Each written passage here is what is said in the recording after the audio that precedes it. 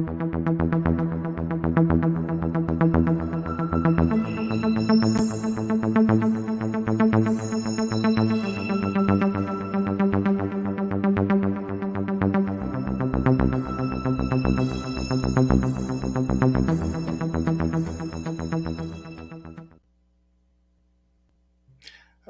right. What's up? It is Tuesday night. It means it's time for the Big Three. We are down a member. Jake couldn't be on tonight, but you get the original three, the original Kings. No, I'm just kidding. But this is how we got started. So, like I said, back to the old, but it's still got a great show for you. We're going to talk a lot about NFL because with it being August, NFL is really at the forefront. NBA, not much going on. There's some talk, which I guess we could get into to start the show, but it wasn't on a topics list, but it's something that just came out about some possibilities in the NBA. But also college football, which kind of that season as well. We're going to talk a little bit about what's going on with college football because it's downright chaos right now, especially with even before the show, like the ACC has some teams. So it's crazy right now. I guess it's so difficult to keep up with which teams are going to play where. Then it's how are these teams actually going to put a schedule together? But I give props to whoever, to the podcast shows who do the college sports. I give them that props because it's hard to keep track. But yeah, I mean, I'll do my best to talk about college football, but I'll leave that to Dylan, and Dylan's the guy for that. So, well, I mean, we're not going to get too in depth with it because season hasn't really gotten going yet. But yeah, it's only because of where it kind of seems like it's heading. It's definitely something that we'll talk about. So we got Brenton here, we got Jory, we got Gene. What's going on, everybody? What's going on, Gene? How you doing, man? How you been? Roll Tide. Roll Tide. There you go, baby. There you go. What's going on, Coach? It's your fandom. We'll let you have that one. But yeah, before we even get into that, we also have the grids at the end of the show as well. So you definitely want to stick around for that. Fan favorite. Yeah, I mean, the people love it, so we keep giving it to y'all. Well, maybe not Rod. Don't tune into that. Rod I mean, look. I guess it's not for everybody. There's always an outlier. Rod's the outlier. But well, let's go ahead and get into the NBA. I don't know if you saw this because, like I said, it wasn't on the topics list. I just saw it. So basically, they're saying that the Hawks actually made a pitch to the Raptors for Siakam, and the Raptors turned it down. And those talks could open up again. It was basically DeAndre Hunter, AJ Griffin, and some picks for Siakam. Supposedly, the Raptors are now increasing their price for Siakam. Do you think that that's something that, I guess from the Hawks' point of view, it'd be a great deal to pursue Siakam? And then for Toronto's side, do you think that's enough for a guy like Siakam? I mean, I guess I'll start since I'm the Hawks fan. It's interesting. Now, there was rumors this offseason that we would trade DeAndre Hunter for we just trade DeAndre Hunter out to give AJ Griffin more minutes, and now knowing that could be part of a deal, Hunter and Griffin could be a part of a deal for Siakam is a little surprising. I thought they would try to move Capella or something, try to do a three-way trade, get the Raptors more young assets. But a deal around, Griffin and Hunter would be really enticing if you're a Raptors fan trying to do a rebuild. Van Vliet's gone. Trying to make Anunoby probably that main piece there. I've heard rumblings he's about to get $30 million on his next contract, if that's with the Raptors or if he goes somewhere else. They have young players like Gary Trent. They drafted Grady Dick, who seems to be a really big star there in Toronto already. I mean, they have young pieces. I think getting AJ Griffin and DeAndre Hunter definitely makes you go more in that rebuild mode. I think it'd be great pieces. I think you would have already a really good young roster there in Toronto with different things from on the defensive side and the offensive side. For Atlanta, it's interesting. You're not 100% sure if Siakam is that big piece. You made a big trade last year for DeJounte Murray. It was nice. I mean, they complemented each other fairly great at times. DeJounte Murray had a really good season for Atlanta, but that was already one big move that didn't get him over really any hump that they expected. They were still a play-in team. Granted, they won the first game in the play-in, became the 7th seed. They were still bounced out in the first round. Getting Siakam could be a big piece. I mean, obviously, he was an all-star player, averaged 26 points a game. He's someone who's going to be good scoring and a good just presence down at that 4 spot. I mean, I imagine if they did get Siakam, they would try to move on from Clint Capella. I mean, it seems like they want to make Onyeka Okongwu that big 5. It's just interesting. I'm not sure if that's going to work. I mean, we don't even 100% know if Trae Young and DeJounte Murray works. And then we're going to throw Pascal Siakam into the mix, and it's just could mess things up. It could be really good. I mean, like we said, Pascal Siakam's an all-star caliber player. I mean, could work. Adam with the hot takes early, man. I don't know if Dylan Brooks makes him the title contender, but suits you, man. I'm pretty sure you're in Houston or in Texas saying that. But I mean, that team's young though. Jabari Smith, it's young, but I don't want to say Jalen Green, contender. Fred VanVleet, Tari Eason was playing really good. Alfred Sengun. I think they're a year. I got to see them all play well together. I mean, yeah, fair enough. But give me Udoka as the coach? No, I'm not saying. Yeah, that's a good. But out the bat, you got Denver Nuggets and Lakers and all the other teams and Warriors and Kings and Suns and all that. The Kings made a jump from out of the playoffs to top 3 last year. That's what we're saying about the Rockets now is what we were saying about the Kings last year. Like, this team looks pretty good on paper. Like, could be decent, and then like they're a 3rd seed. But also they did trade, for Zawancho. Yeah. But my take on the whole Atlanta Hawks thing. I have a statement, and then I'm gonna ask Dylan the question since he's a Hawks fan. So I saw it. I saw the news about like the Hawks declining it, and maybe coming back to it. I just don't think Siakam would move the needle for the Hawks. I know I won't say he's a declining player, but I don't think we're still early in the DeJounte Murray young experiment. And I mean, I do like Quinn Snyder as a coach. I mean, I think he's can put his team, and like we've only seen a little bit of him on the Hawks. But like Dylan said, I think they might need to move on from like Clint Capella, because obviously he used to be one of the dominant bigs, like like on the Rockets, like when he was like in his, I won't say dominant, but like one of the best bigs they had in recent years, the Rockets. And they kind of, I wouldn't say declined, but kind of like his career kind of like, I don't know. He's not an intimidating center in the league. You know what I'm saying? I wouldn't be scared. He still gets boards. He still gets boards, but he's like he's not intimidating, to me. Yeah. But I see Trae Young throw a couple of lobs to him a game, and I'm like, damn. No, I mean he's what, 7'1"? He should be catching lobs. I mean, I don't know. I think Capella is a piece that you could get like not any contender, of course, but most contenders would want him. I bet like Dallas would be a team salivating over someone like Clint Capella right now. Be a guy they would want on that team. So and then the question I have for Dylan is: do you think that the Hawks? I'm not saying they're in a complete rebuild, but do you think they should rebuild around DeJounte Murray and Trae Young? I mean, they got rid of John Collins. I mean, they got rid of, they're talking about getting rid of Hunter.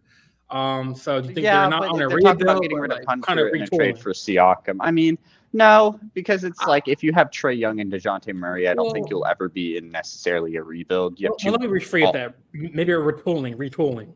Then, I mean, yeah, if you don't win the championship, I think everybody retools. I mean, any team that really doesn't win it all. I mean, look at the Nuggets. I mean, they lost pieces, of course, but they didn't necessarily like retool that much. But look at all the teams that got bounced out. Like they all did different pieces. No offense to your Lakers, they retooled. A bunch of different teams retool when they get bounced out of early in the playoffs or in just the playoffs in general. So, I mean, I think they have a lot of faith in this duo, but like they also look at the East as very winnable. They think maybe personally they think Pascal Siakam can be someone that can get him over that hump. Maybe make him better than a Cleveland, make him better than a New York or something like that. I mean, outside of, whatever happens with the 76ers, you don't know what's going to happen with Harden and anything like that. I mean, don't really know what's going to be going on with the Bucks. I mean, obviously they have the same roster, so they look to be pretty good. And then the Celtics, I mean, other than that, they can get another poised year like the Heat, that could be enough. You never know. Yeah. Man, I think Harden's going to Atlanta, man, for the Magic Wings, man. I mean, I think that's where he's going. He ain't going to know Yeah, he's Atlanta. not going. I mean, that's the only sales pitch for them, man. The wings, man. I don't want him there. I don't want him there. Harden's at a point in his career where he's trying to attach himself to any team that he feels like can easily take him to a title. That's what it looks like he's trying to do. Yeah. You know, when he got to Brooklyn, the minute Kyrie started doing his stuff, all of a sudden James Harden wanted out. He gets to Philly. Now that it seems like it's going to be tough and Philly's come up short again, all of a sudden there's talk about him with the fat suit and everything. But to get back to Atlanta, so here's my thing. Okay, being a Celtics fan that moved into you're in Hawks, Atlanta, I moved into the Hawks market.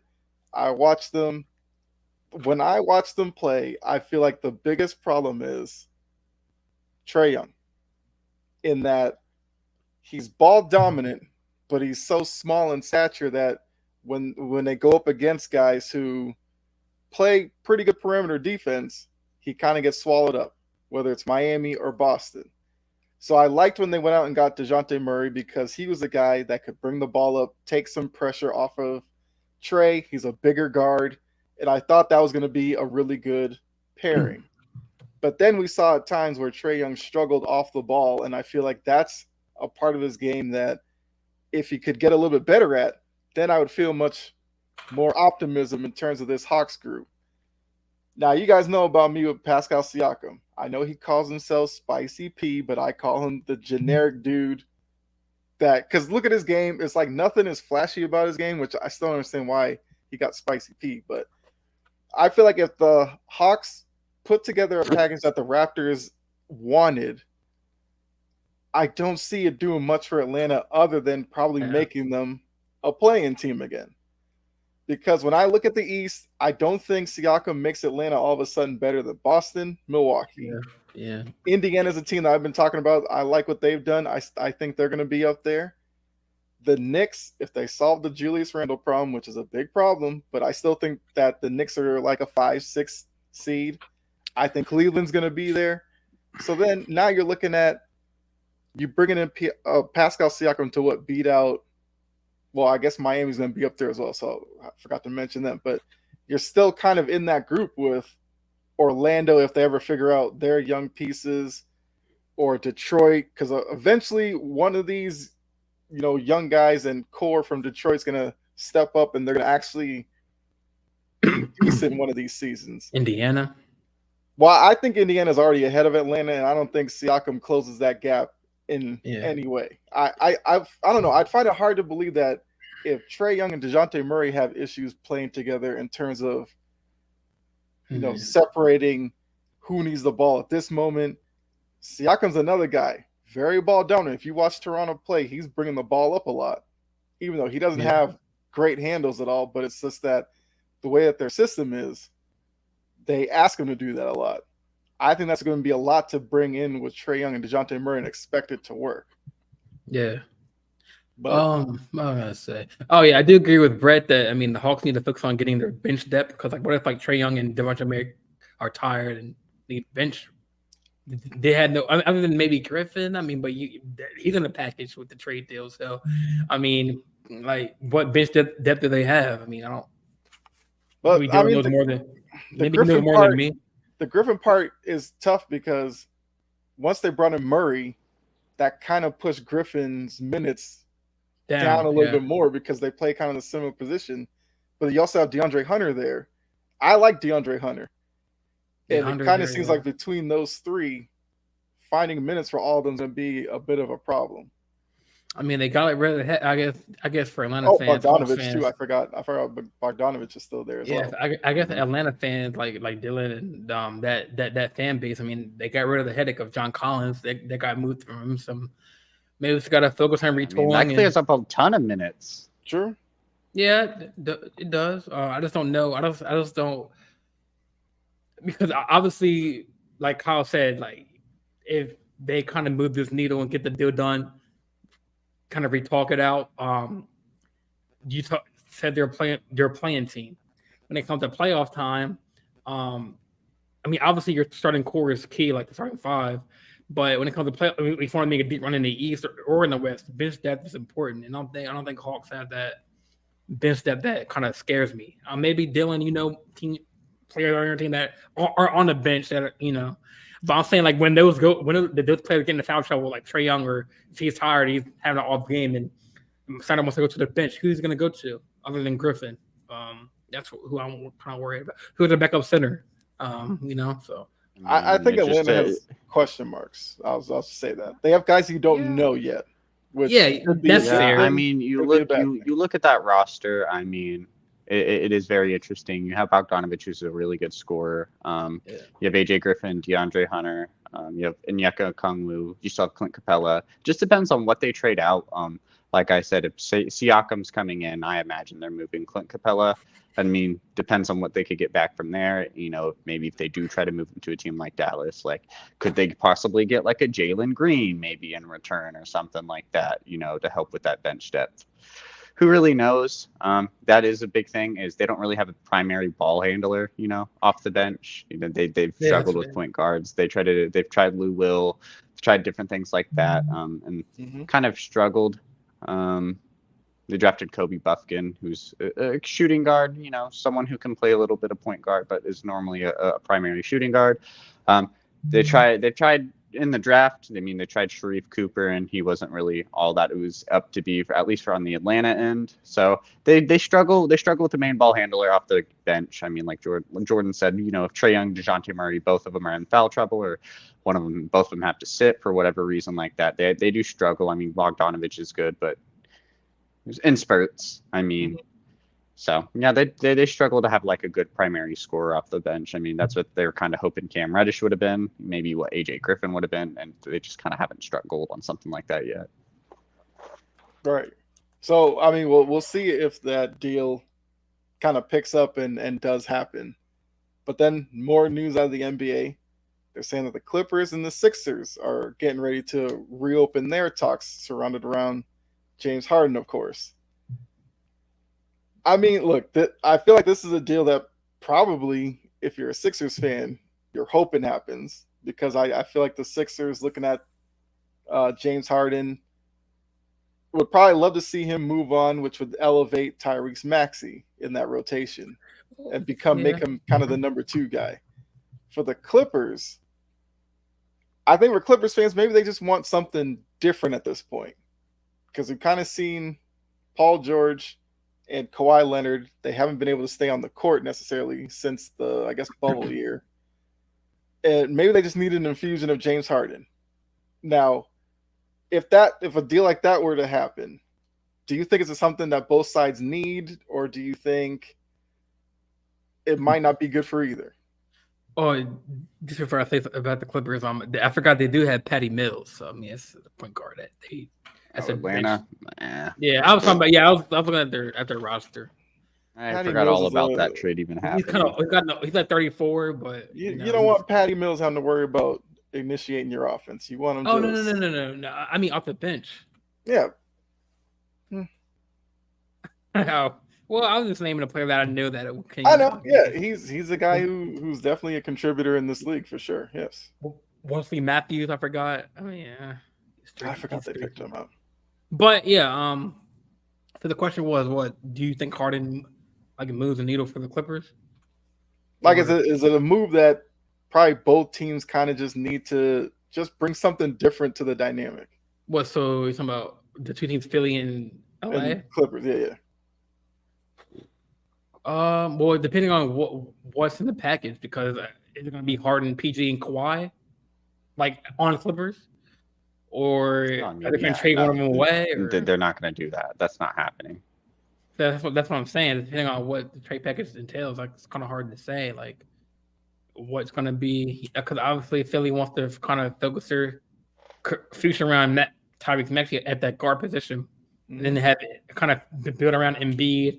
I would say, I guess, Tobias Harris and Embiid had that kind of that 3 in Philly. I'm not sure how I feel about Harden going, because I mean Kawhi can't stay healthy, PG can't stay healthy, but when they're all healthy, I mean we haven't really seen a full season of Kawhi and PG together. So we don't know how they look like. And then adding Harden, another ball dominant player. I don't know. That can be tricky. And then you still have Westbrook running the bench. He said Westbrook. Yeah, I forgot about Westbrook. Another ball dominant player that is sometimes. So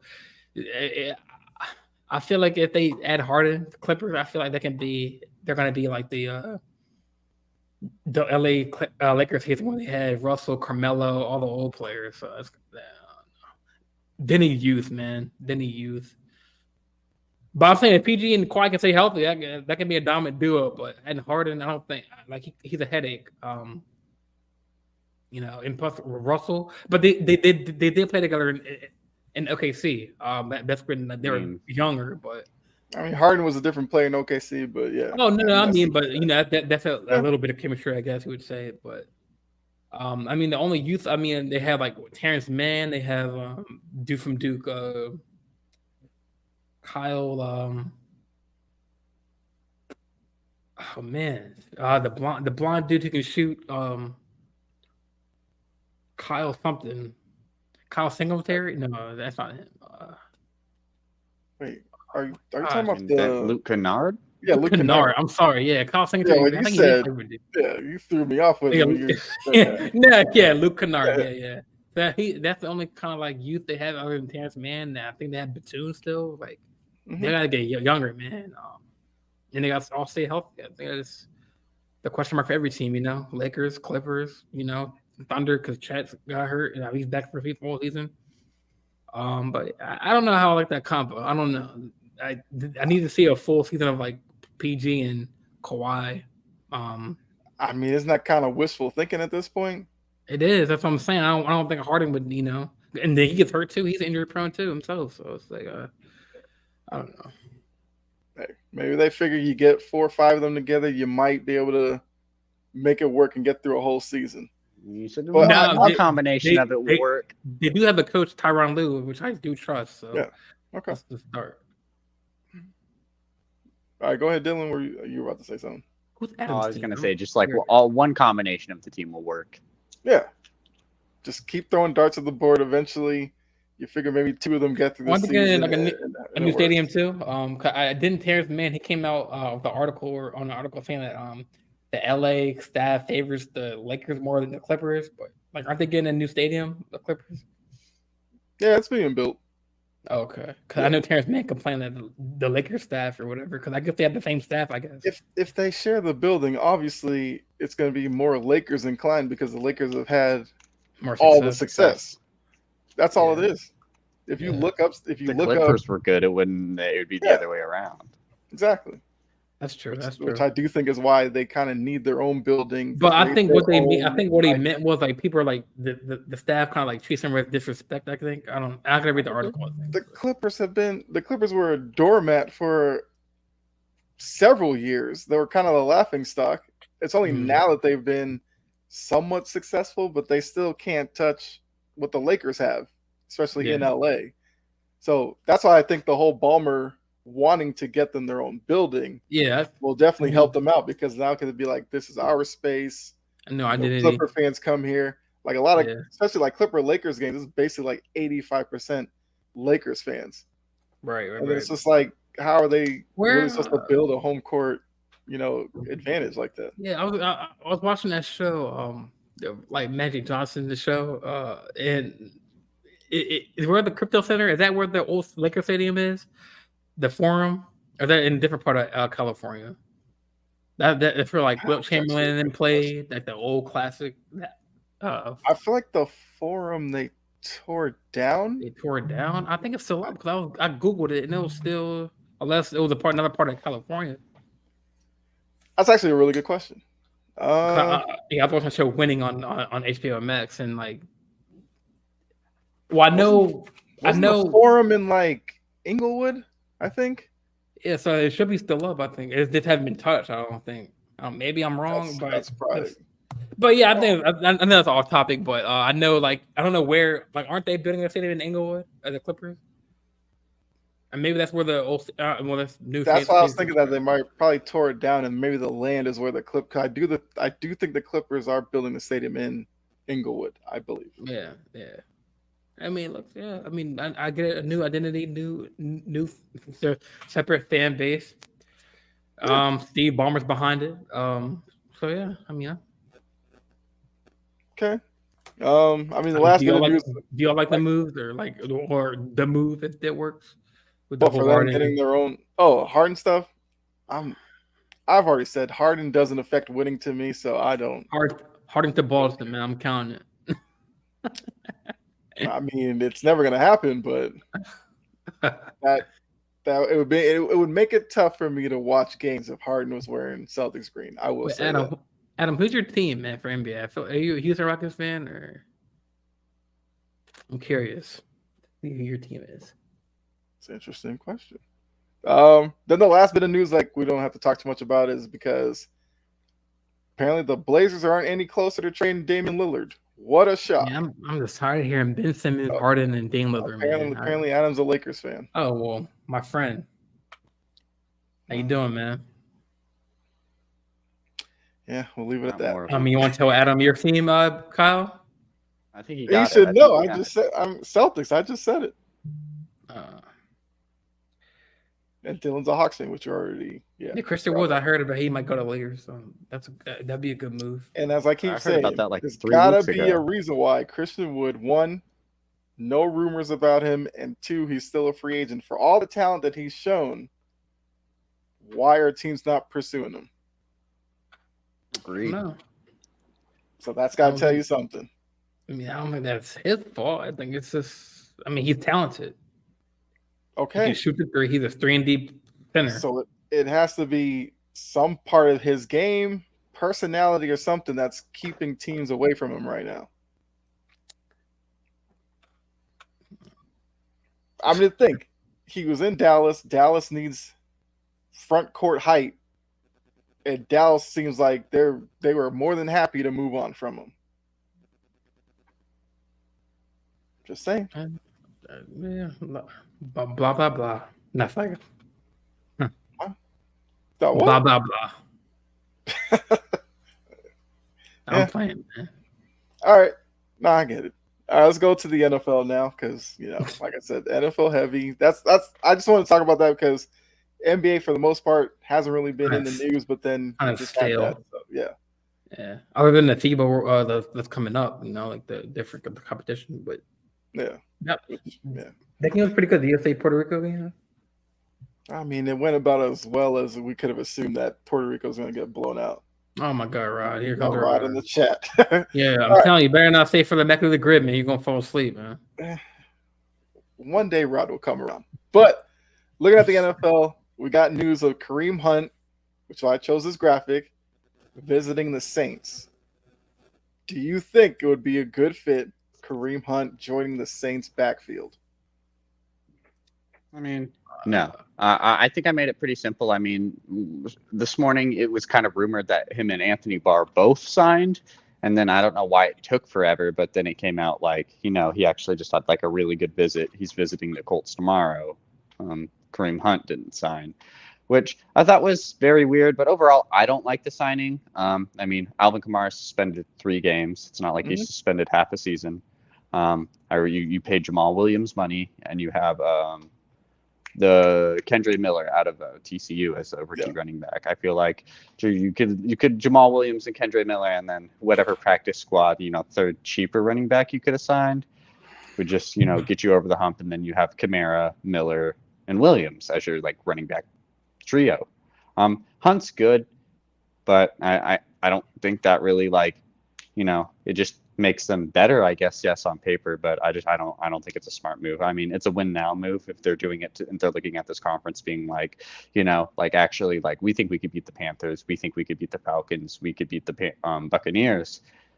Signing Anthony Barr and Kareem Hunt could give them over that hump, but overall, it's not anything I think is too crazy. They're gonna have a great running game probably. Kareem Hunt's probably gonna get around like 600, 700 yards. When Kamara comes back, he'll probably be more in the passing game rather than being a running back. And, Jamal Williams, Kareem Hunt will take the majority of the snaps. They'll probably use, Alvin Kamara in third down situations, different things like that. But overall, I don't think I don't like the signing, especially if you sign Jamal Williams. It just seems like you're having to give a lot out to like different running backs. But Right. I mean, it's okay. It's okay. I'm not a big fan of it though. Okay. And as Kyle and Jory brought up, there was even a cult tie-in to the Kareem Hunt story. Yeah. Where Yeah. Irsay apparently offered him more money, which, look, if I'm Jonathan Taylor and I'm just seeing this, it's just like, what do I have to do to get out of here? I don't even know what he has to do at this point. Maybe, I don't know, release some video of Irsay doing some crazy stuff. I don't know. Because we know how Irsay is. Irsay is just going to keep Taylor there against his will for as long as he can. And then the fact that he's, flirted with Kareem Hunt is hilarious to me. But I mean, if I'm Kareem Hunt, like, why would I want to sign in Indy and have to go through what Jonathan Taylor's going through? That part's crazy to me too. But Jordan, what do you think about? Once again, it's not official yet, but I guess everybody's reporting that it seems like Kareem Hunt could be a Saint. But I guess the Irsay part of it is still out there. If maybe Irsay ups his offer, would Kareem Hunt go there? I don't know, but we'll focus on the Saints for now. Like I don't agree with Dylan. Like what he said earlier in the chat, this morning, it'll be different if like the suspension was more than 3 games. But if they sign Kamara or if they sign Hunt, I mean, is he going to be there on the team or he's going to get playing time when Kamara comes back? I mean, I don't know. I think this is a waste of money. I know Kareem is a good Kareem is a good running back, but I just don't think that, maybe if it was like 10 games or like 8-game suspension. I know injury. Kamara can get injured when he comes back. I mean, obviously that's a security, a security blanket for the running back position. But I mean, technically, the security blanket would be Williams in drafting Miller. Obviously, if they bring in Hunt, they probably tell themselves that Miller's not ready. Or maybe how many backs do they have now? They got Kamara. They got Hunt. You said they got. Well, they don't have Hunt yet, but they have Kamara. They got Williams. Well, not yet. But I'm saying they just drafted Kendre Miller. So it's like I don't know. That's what I'm saying. Like that's. Well, I'll be wasting money. Like, if Kamara comes back at 3 games, like, is Kareem Hunt's time going to be dwindled? Well, Jamal Williams, right? Jamal Williams, he's there, so he might get into more of the reps. I'm surprised they don't use him as a backup. You know what I mean? And then you kind of like have Mitchell or the rookie Miller.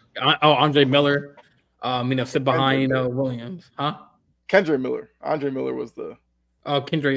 Yeah. Wait, Kendre Miller? Oh, yeah, Andre Miller, yeah. Yeah. But I don't know. Maybe I'm curious to hear what the chat thinks about it because. Well, they're talking about Hunt is supposed to visit the Colts tomorrow, supposedly. Yeah, Kyle said there. Kyle Andrew. I guess Kyle 1, Kyle 2. I don't know how to differentiate. Kyle 2, I guess. Kyle Andrew said that they're giving him more money. So I mean, what he found with the Colts, even with that Johnny Taylor story, I don't know. So I mean, that would make the running back. They already signed Kendrick. They already signed Kenyon Drake. I mean, I think they're kind of just giving the big FU to Jonathan Taylor, being like, "We'll just pay somebody else then, like sit on the bench." Yeah, I'm surprised the Browns don't. I mean, I know they got Chubb there, but. Sorry, they don't go back to the Browns. I mean, they got Watson there. I mean, who's the backup for Chubb? Nobody. I don't know. I know. That's a good question. I probably have to look that up.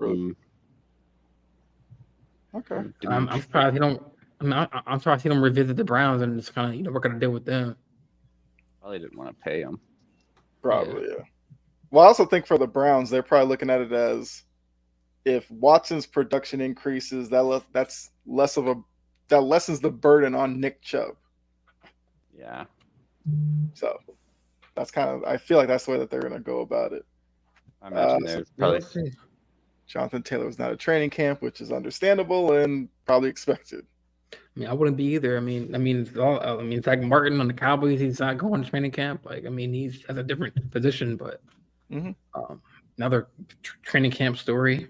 He's getting docked by like $50K per missing training camp. I mean, that's nothing. That's like a dollar to him. But did you have Martin on the topic list for NFL? Because that's another key piece that I did not. I mean, no, because I was gonna say because people are complaining about why he needs another contract when he's got a deal a couple years ago, and saying that Jerry Jones had said that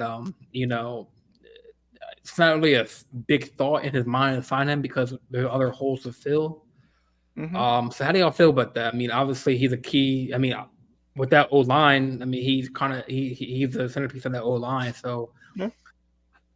I heard somebody say give him a 7-year contract and then that's it. That's it. After that, but I know that's a lucrative deal. I know, but people are saying why is he complaining when he's got a massive deal? He kind of reset that market back in the day when he got the. But then again, Jerry Jones kind of hesitant on paying him the money when he's that centerpiece of that O line, and Dak needs that.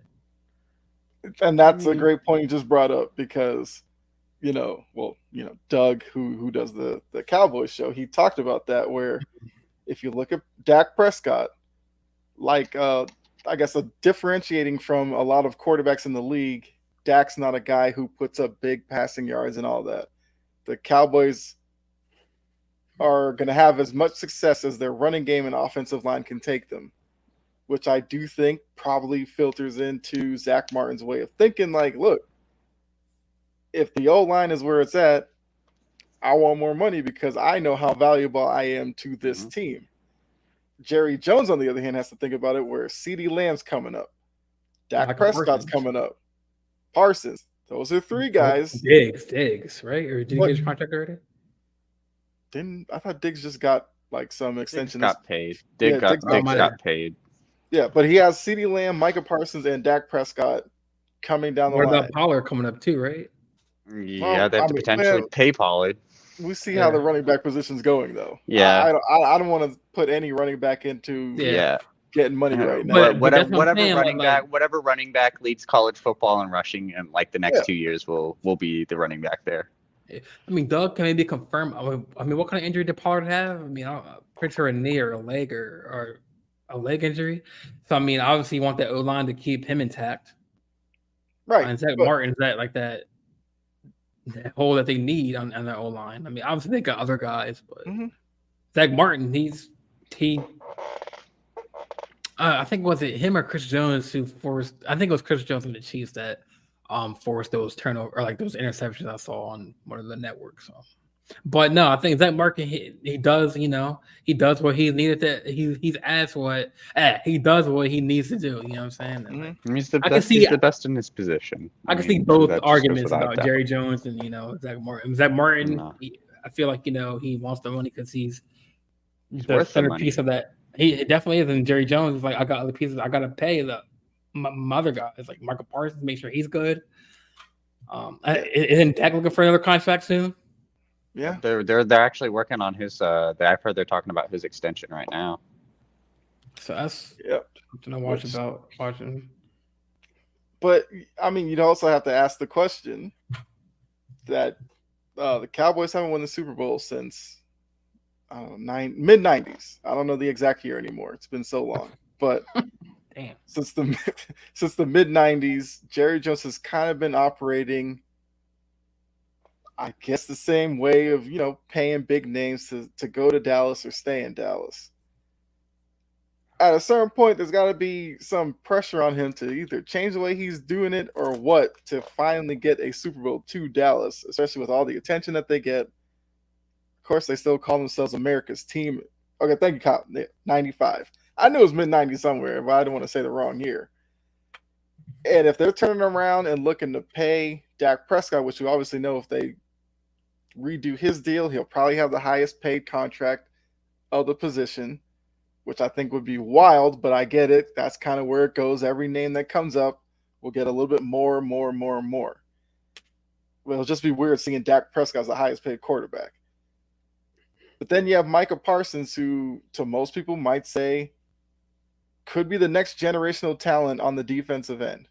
Yeah, he's arguably one of the best defensive players now. So yeah. So if Zach Martin's looking around maybe if I don't speak up now, there may not be any money left for me to get it. And as Gene said, to a lot of people, if people think that poorly of Dak now, imagine attaching highest paid quarterback after his name. Mm-hmm. It's crazy to me. But, for Dallas loves Dak. Jerry Jones loves Dak. We know how Jerry Jones, when he has his guys, Jason Garrett, he loves them and he takes care of them. Tony Romo. Yeah. I mean, change. Change. Yeah, I know. We had the AFC North and the NFC North. We're gonna do like the breakdown, right? So I'm trying to hard not to say the Ravens and Lamar Jackson in this situation, but wait, I know it's been tough. I know. But listen, hear me out, because like you said, that they rely on the run game, right? Yep. It reminds me of the Ravens, man. Like back in the day, they still had DeMarcus Lawrence. They have highly top elite cornerbacks, and they rely on the run game. So I mean, whereas I know Zach Martin played a different position than like the quarterback.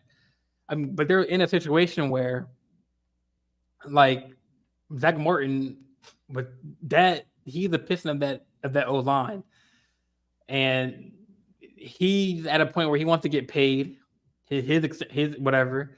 But then Jerry Jones is like, oh wait, hold up, the other pieces we need to fill, and they rely on the tight ends before, back like with Jason Witten. They run the tight end heavy set. They run that running back with Ezekiel Elliott when he was there. Prime Ezekiel Elliott when he had that good year. And then they got Pollard. So I guess they rely on the run game a lot, just like the Ravens do. But they're at a pickle where it's like, should we give him one more extension and let him ride out and in retirement after that, whatever, 5 years, 7 years, whatever, or give pieces to Parsons.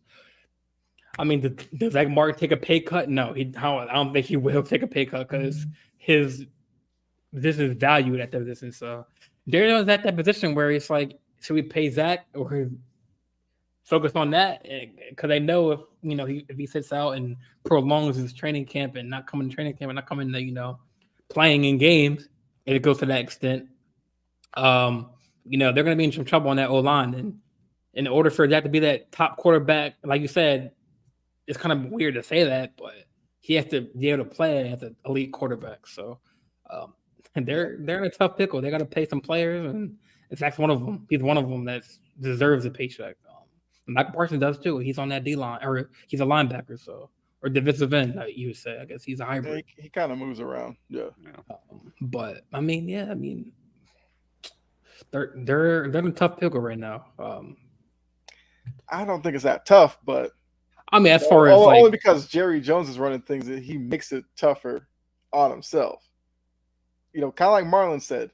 I've said this for a while now. Until Jerry Jones takes a hands-off approach, I just don't see how the Cowboys get back to the glory days of the mid-90s. Same thing we can say. I mean, we just talked about the Colts. The Colts have Irsay, very hands-on, while they have Chris Ballard, who's a GM highly regarded around the league, but he's handcuffed by his owner, always getting into the middle of stuff. Mm-hmm. So I don't know why these teams haven't figured it out, but hey, that's on them. Jory said, yeah, he's not going to do that till he's dead. Probably not. Well, Cowboys fans have fun. Oh, wow. Oh, wait. Does he mean Irsay, or does she mean Irsay, or I guess it Jerry means Jones. Probably both. Yeah, probably both. Yeah, true. Yeah. I mean, to be fair, we didn't think Snyder was ever going to get out of there, and then he did. I think Adam had a question. Well, I think we can get to that. He said, "Who's going to get to the Super Bowl?" I guess, or we can save that for a little bit later.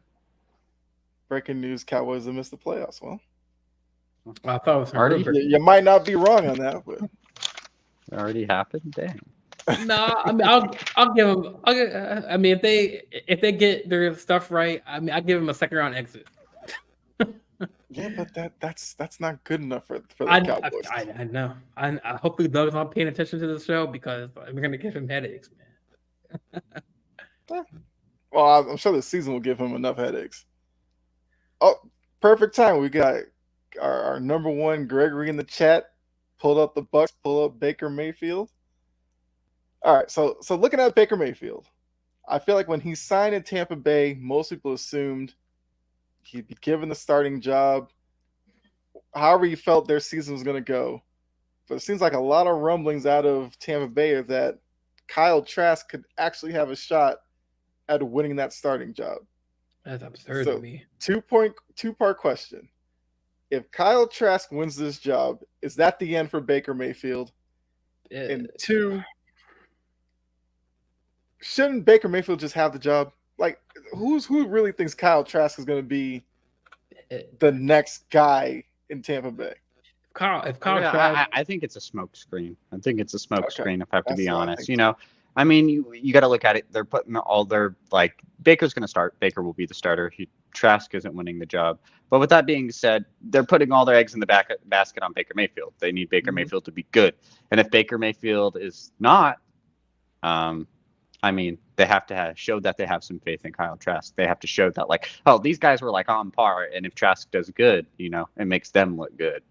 If they just went out and said, yeah, this is Baker's job, when Trask has to come in, if something bad happens, you probably won't have a lot of faith behind him. The team won't have a lot of faith behind him or anything like that.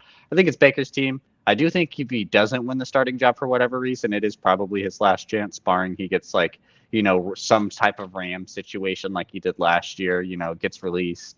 Team needs a quarterback. He comes and just dominates like that Rams game he did on Thursday Night Football. That could happen. But regardless, I mean, I think it's Baker's spot. But if somehow he doesn't make it, then this will probably be his last chance as a starter. I mean, he could be one of those quarterbacks that hop around as a backup, might play a couple games here and there if he has to. But as a starter, it will probably be his last chance. Okay. Yeah. I'm gonna answer the second question. I think yes, he should be a starter. I mean, I think he's better than Kyle Trask. And then to answer the first question, I think if Kyle Trask gets the starting position, Baker should just retire. I mean, go the Johnny Manziel route, man. Just retire, man. I mean, how you gonna let a quarterback who probably have no experience, like in the NFL, get a job over you? But then again, like he has said, and other people have said, it's any given Sunday. So some of the top QBs in the league can underperform in games, but it's a business at the end of the day. But I do see, like Dylan said, that he can be like one of those floater QBs that, if like Sam Howell gets hurt in the Commanders, so he might do well with the Commanders, in the Airbnb offense. That's the prediction. If he's out, the Buccaneers team, it can be, a floater and maybe go to the Commanders and somehow underperforms or he gets hurt.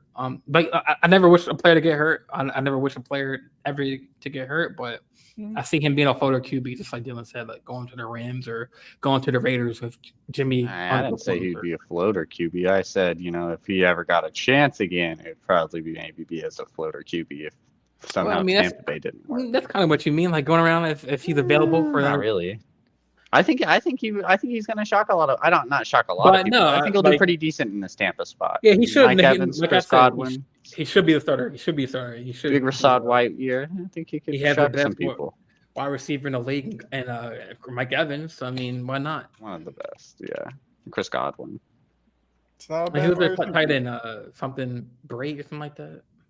I'm not even sure Cam Brate's the tight end. Yeah, Cade Otton. I have no Probably idea. Cade Otton. I think it's Otton. But I mean, Cameron Brate could be there. I think he went to Tennessee at some point or something crazy like that. Yeah. When the Commanders going to draft it? Okay. I guess Adam's not a big fan of Sam Howell in Washington. But I mean, we'll do NFC South next week, so we'll definitely talk more about the Bucs then. I'm sure Gregory will hopefully be in the chat for that. Although I will say, the creamsicle uniforms for the Bucs, I know they have because when I see this like orange practice jersey, it makes me think of those jerseys. Like I know it has a bad connotation because the team was so bad. I kind of like them though. Yeah, I think they're nice. I mean, they're not my favorite throwback that was released, but I think they'll be really nice when they play. Yeah.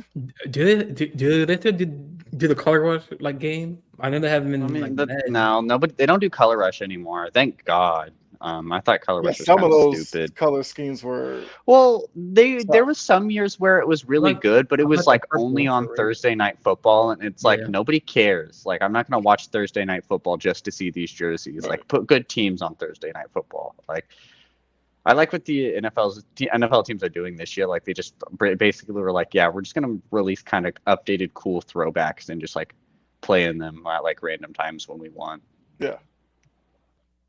Jags look like mustard bottles. Yeah. They had that secondary. With the color rush jerseys. Yeah, like KC's was like all red. And they look like ketchup bottles. I like purple. They look like a Jolly Rancher grape flavored Jolly Rancher with the purple. Yeah. I mean, some of them look nice. I mean, I like the Seahawks, like the green ones. Yeah, I have a DK Metcalf jersey in that actually. I mean, throw it out. I mean, throw it in the trash, man. That's the. All those Ravens jerseys. Oh, so we play the Titans and the Seahawks. It's gonna be entertaining, man, in the group chat.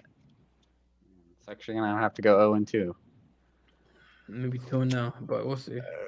If the Ravens go 0-2, Jordan, it's gonna be a rough few weeks for you. That's all I'll say. I mean, we'll still make the playoffs. We'll see. But it could be 2-0. There's no play-in. There's no play-in. All right, Seahawks and okay. Well, that's actually a good little lead-in. Talking about the AFC North this week. And did they move this down? This is updated as of today. Yeah. Oh wow. So some of the numbers have changed from I think when we did the NFC East. I think I took a look at the AFC North, and because we were doing it this week, the numbers were different. But as of today, these are the updated over-unders on wins. So the Bengals at 11.5, and then the rest of the division, 8.5 wins. With the Kyle saying there was him missing. Like I said, this is as of today. So that's been factored in, and they still have the Bengals at 11.5 wins. Who's their backup? I'm assuming Vegas doesn't think he's going to miss any regular season games. He probably won't play in the preseason, but then again, who is their backup? Oh, that's a good question. I mean, I'll look it up while we're talking about the AFC North. So looking at the over/under win totals, like we did with the other division, we can start Jordan or Dylan, whoever wants to jump in. What's your lock looking at these three here?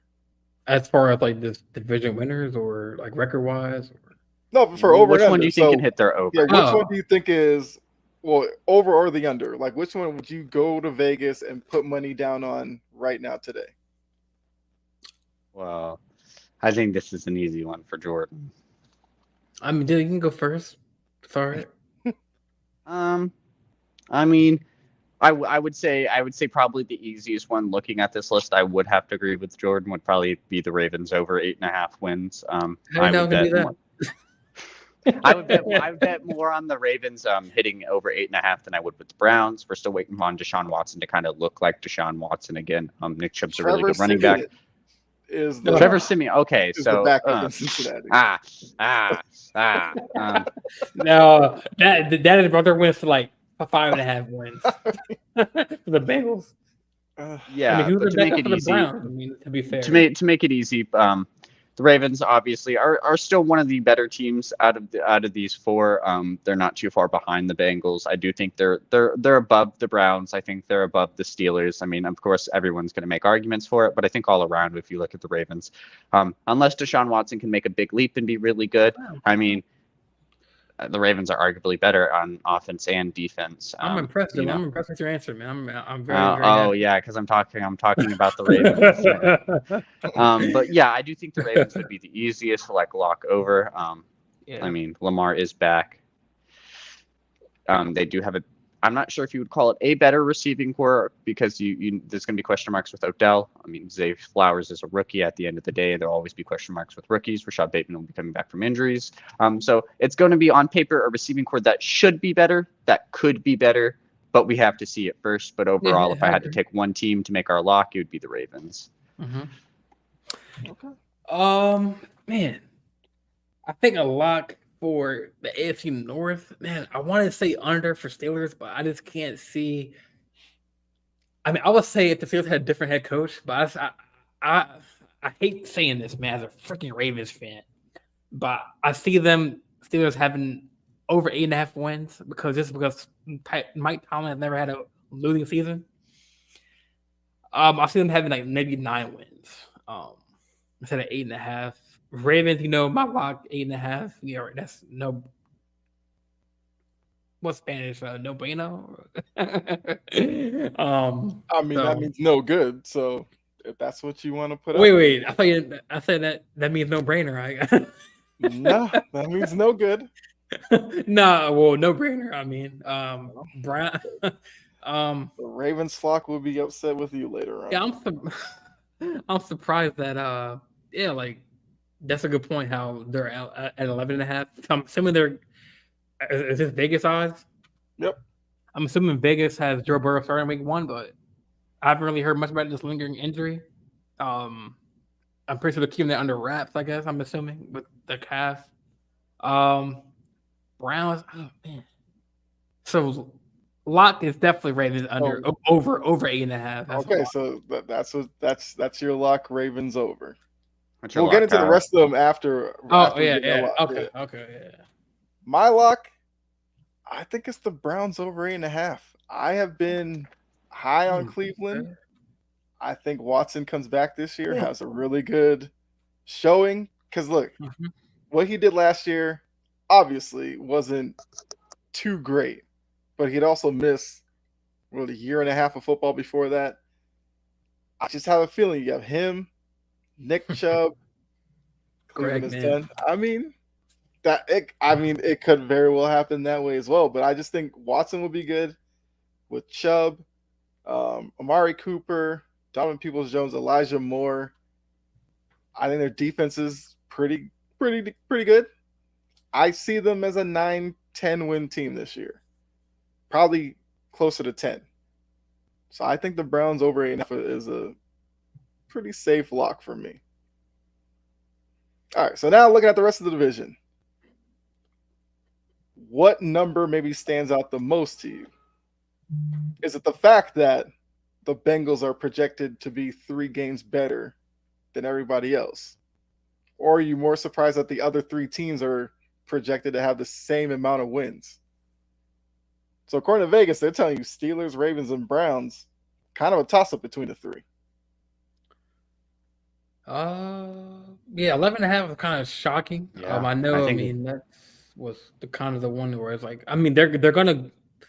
If it was 8.5, I would have said a lock would be over 8.5. Like, say they're all 8.5, I would say Bengals are gonna be over 8.5. But 11.5 wins. I mean, with the tough division, I mean, I said on many occasions that this is the year that, I mean, if all teams do well in the division, that they can all make the playoffs. Yeah, you missed that. You missed that. That might be a pretty bold prediction because I don't see all 4 making the playoffs, but not when you have the Jets, Bills, Dolphins. Well, I just don't see Mike Tomlin having a losing season. That's why they sneak into the playoffs, man. That's what they do. So Browns, that's understandable. 8.5. We haven't really seen a full season of Deshaun Watson yet. Mm-hmm. We're gonna see him this year. That's safe. I mean, if I was a Browns fan, I would lock that at 8.5. Ravens, that's an easy 8.5 over season. Like Adam said, I mean, I don't know if he meant 13-4 as a record. Oh, the record said Bengals 13-4. So he has the Ravens and Bengals probably. And that's my prediction. I think the Ravens are going to be 1 or 2, like flip-flop between the Bengals, between the Browns and Steelers. I mean, Ravens. I mean, the North has a tough division this year. Finally, we get some good competition. Pickett's there. So. Ravens under. That's fine.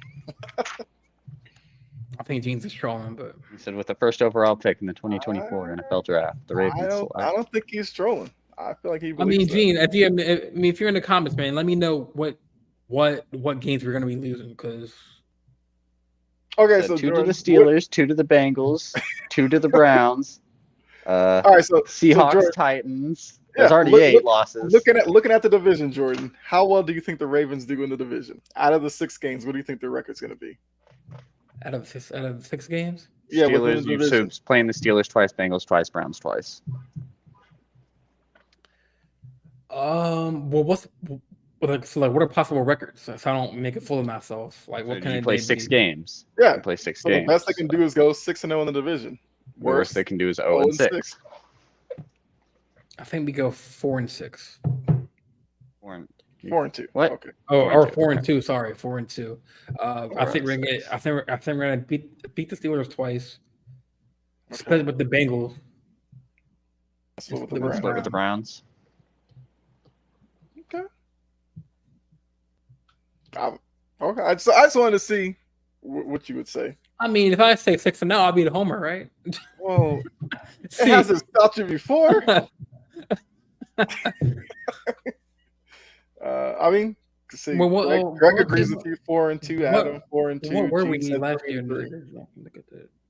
I don't know if I can look at. I don't know. ESPN has the new season up, the new standings up. So, you should be able to find the old standings. That's actually a good question. What did the Ravens do? I mean, you're the Ravens fan. How'd they do against the Steelers, Bengals? Didn't they split with the Bengals? Mm-hmm. Didn't they split with the Browns? Didn't they split? Didn't they go 3-3? We beat. So we beat the Bengals 3-4 since they lost to the Bengals in the playoffs. So we beat the Bengals the first game. We lost to them the second game. We beat the Steelers the first game. We lost to them the second game. I think we beat the Browns. That's when Lamar was hurt the second game. So we dropped a game to them. So I think we went 3-3. Okay. You went 3-4 because you lost to the Bengals in the playoffs. Well, I'm saying regular season. Okay. So I go 4-2. All right. That's not bad. Wait, so Gene said Ravens over under isn't 8.5. I checked the Vegas site today, and they had an 8.5. Are you saying these odds are wrong, Gene? Oh. I mean, Gene, are the Bengals odds 11.5 wins? Might have to restart the segment, man. I'll double check. I went to, I think it was like Vegas Insider. Come on, it said, as of today, these are the numbers. I promise you. Production, man. Come on. I'm pulling it up right now. Hold on. So, Gene, what's the real Ravens over and under? I mean, I don't know. Gene's calling Kyle out, man. What's the real over and unders, man? AFC North win totals odds. This is Vegas Insider. It says 11.5, Bengals 8.5, everybody else. I thought it was 10.5. I'm telling you, Adam, I think like a couple of days ago the numbers were a little different. That's why when I looked at it, I was surprised by it as well. So I think at one point, yes, the Bengals were 10.5, which maybe that's even wilder that they moved it up to 11.5 with people wondering about Burrow's calf. Obviously, Vegas doesn't care that much, but FanDuel. Okay, I'll look up FanDuel as well. Wait, what was so you said you looked up Vegas odds, so FanDuel is maybe different. I wonder is DraftKings reliable? Probably not. I don't know. Probably all close to the same. Yeah, I feel like they should all be kind of the same. Yeah, because I feel the Ravens are more than 8.5. I mean, of course you do. No, I'm saying like they're, to be fair. When I was looking at this segment, I thought the Ravens would probably be like 9.5 or something like that. I don't know. Come on, Kyle, man. Don't give me a heart attack, man. You know what? FanDuel. Next episode, Kyle, let me be the production guy. I'll be the Patriots 3.5 wins, Jets 11.5 wins. You already did that one. See, you can't be production. We did that last week. Okay, so as Gene put it, I went to FanDuel. Yeah, they have the Ravens at 10.5. So wow, I don't know what that Vegas site was talking about. All right, we could really quickly do it. So Ravens are 10.5 according to FanDuel. Mm-hmm. The Bengals are 11.5. The Steelers are 8.5, and the Browns are 9.5. So Steelers 9.5, Bengals 8. So Steelers, Bengals stay the same. Ravens go up to 10.5. Browns go up to 9.5. Yes. I mean, I still think they're into 10.5. Well, that makes me change what I said. I'm taking the under on the Ravens. I think they'll get 10 wins exactly. Okay.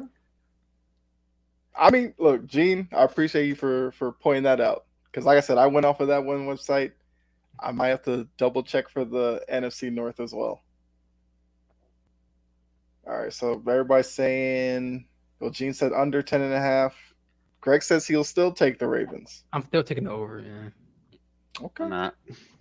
I think they'll get. I think they'll get 10. I think it's more likely they'll finish. They'll get lower than 10 or at 10 than them getting above 10. So.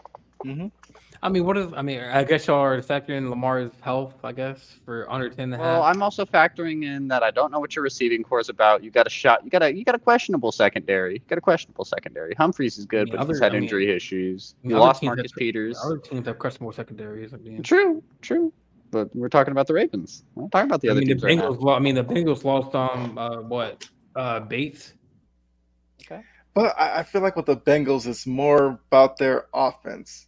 When you're talking about the Ravens, you think run game and defense. So I think the Ravens' defense would have more effect on them than necessarily the Bengals. Like Roquan Smith's good. Patrick Queen's questionable. Your defensive line was good, but it was filled with like aging veterans. Like it's okay. I mean, outside of Roquan Smith, your linebacking core is a little shoddy. Yeah, I'm still confident. I mean, I think we're gonna. I get it. I'm confident. I mean, I think like Jory said on several occasions that this is the first year, well, not first year, but maybe like the year that like those outside the division games are important. Like if a team slips up and loses, like say if hypothetically we lose to the Texans or we lose to the Cardinals, that can be detrimental to depending on where you are at in that point in time.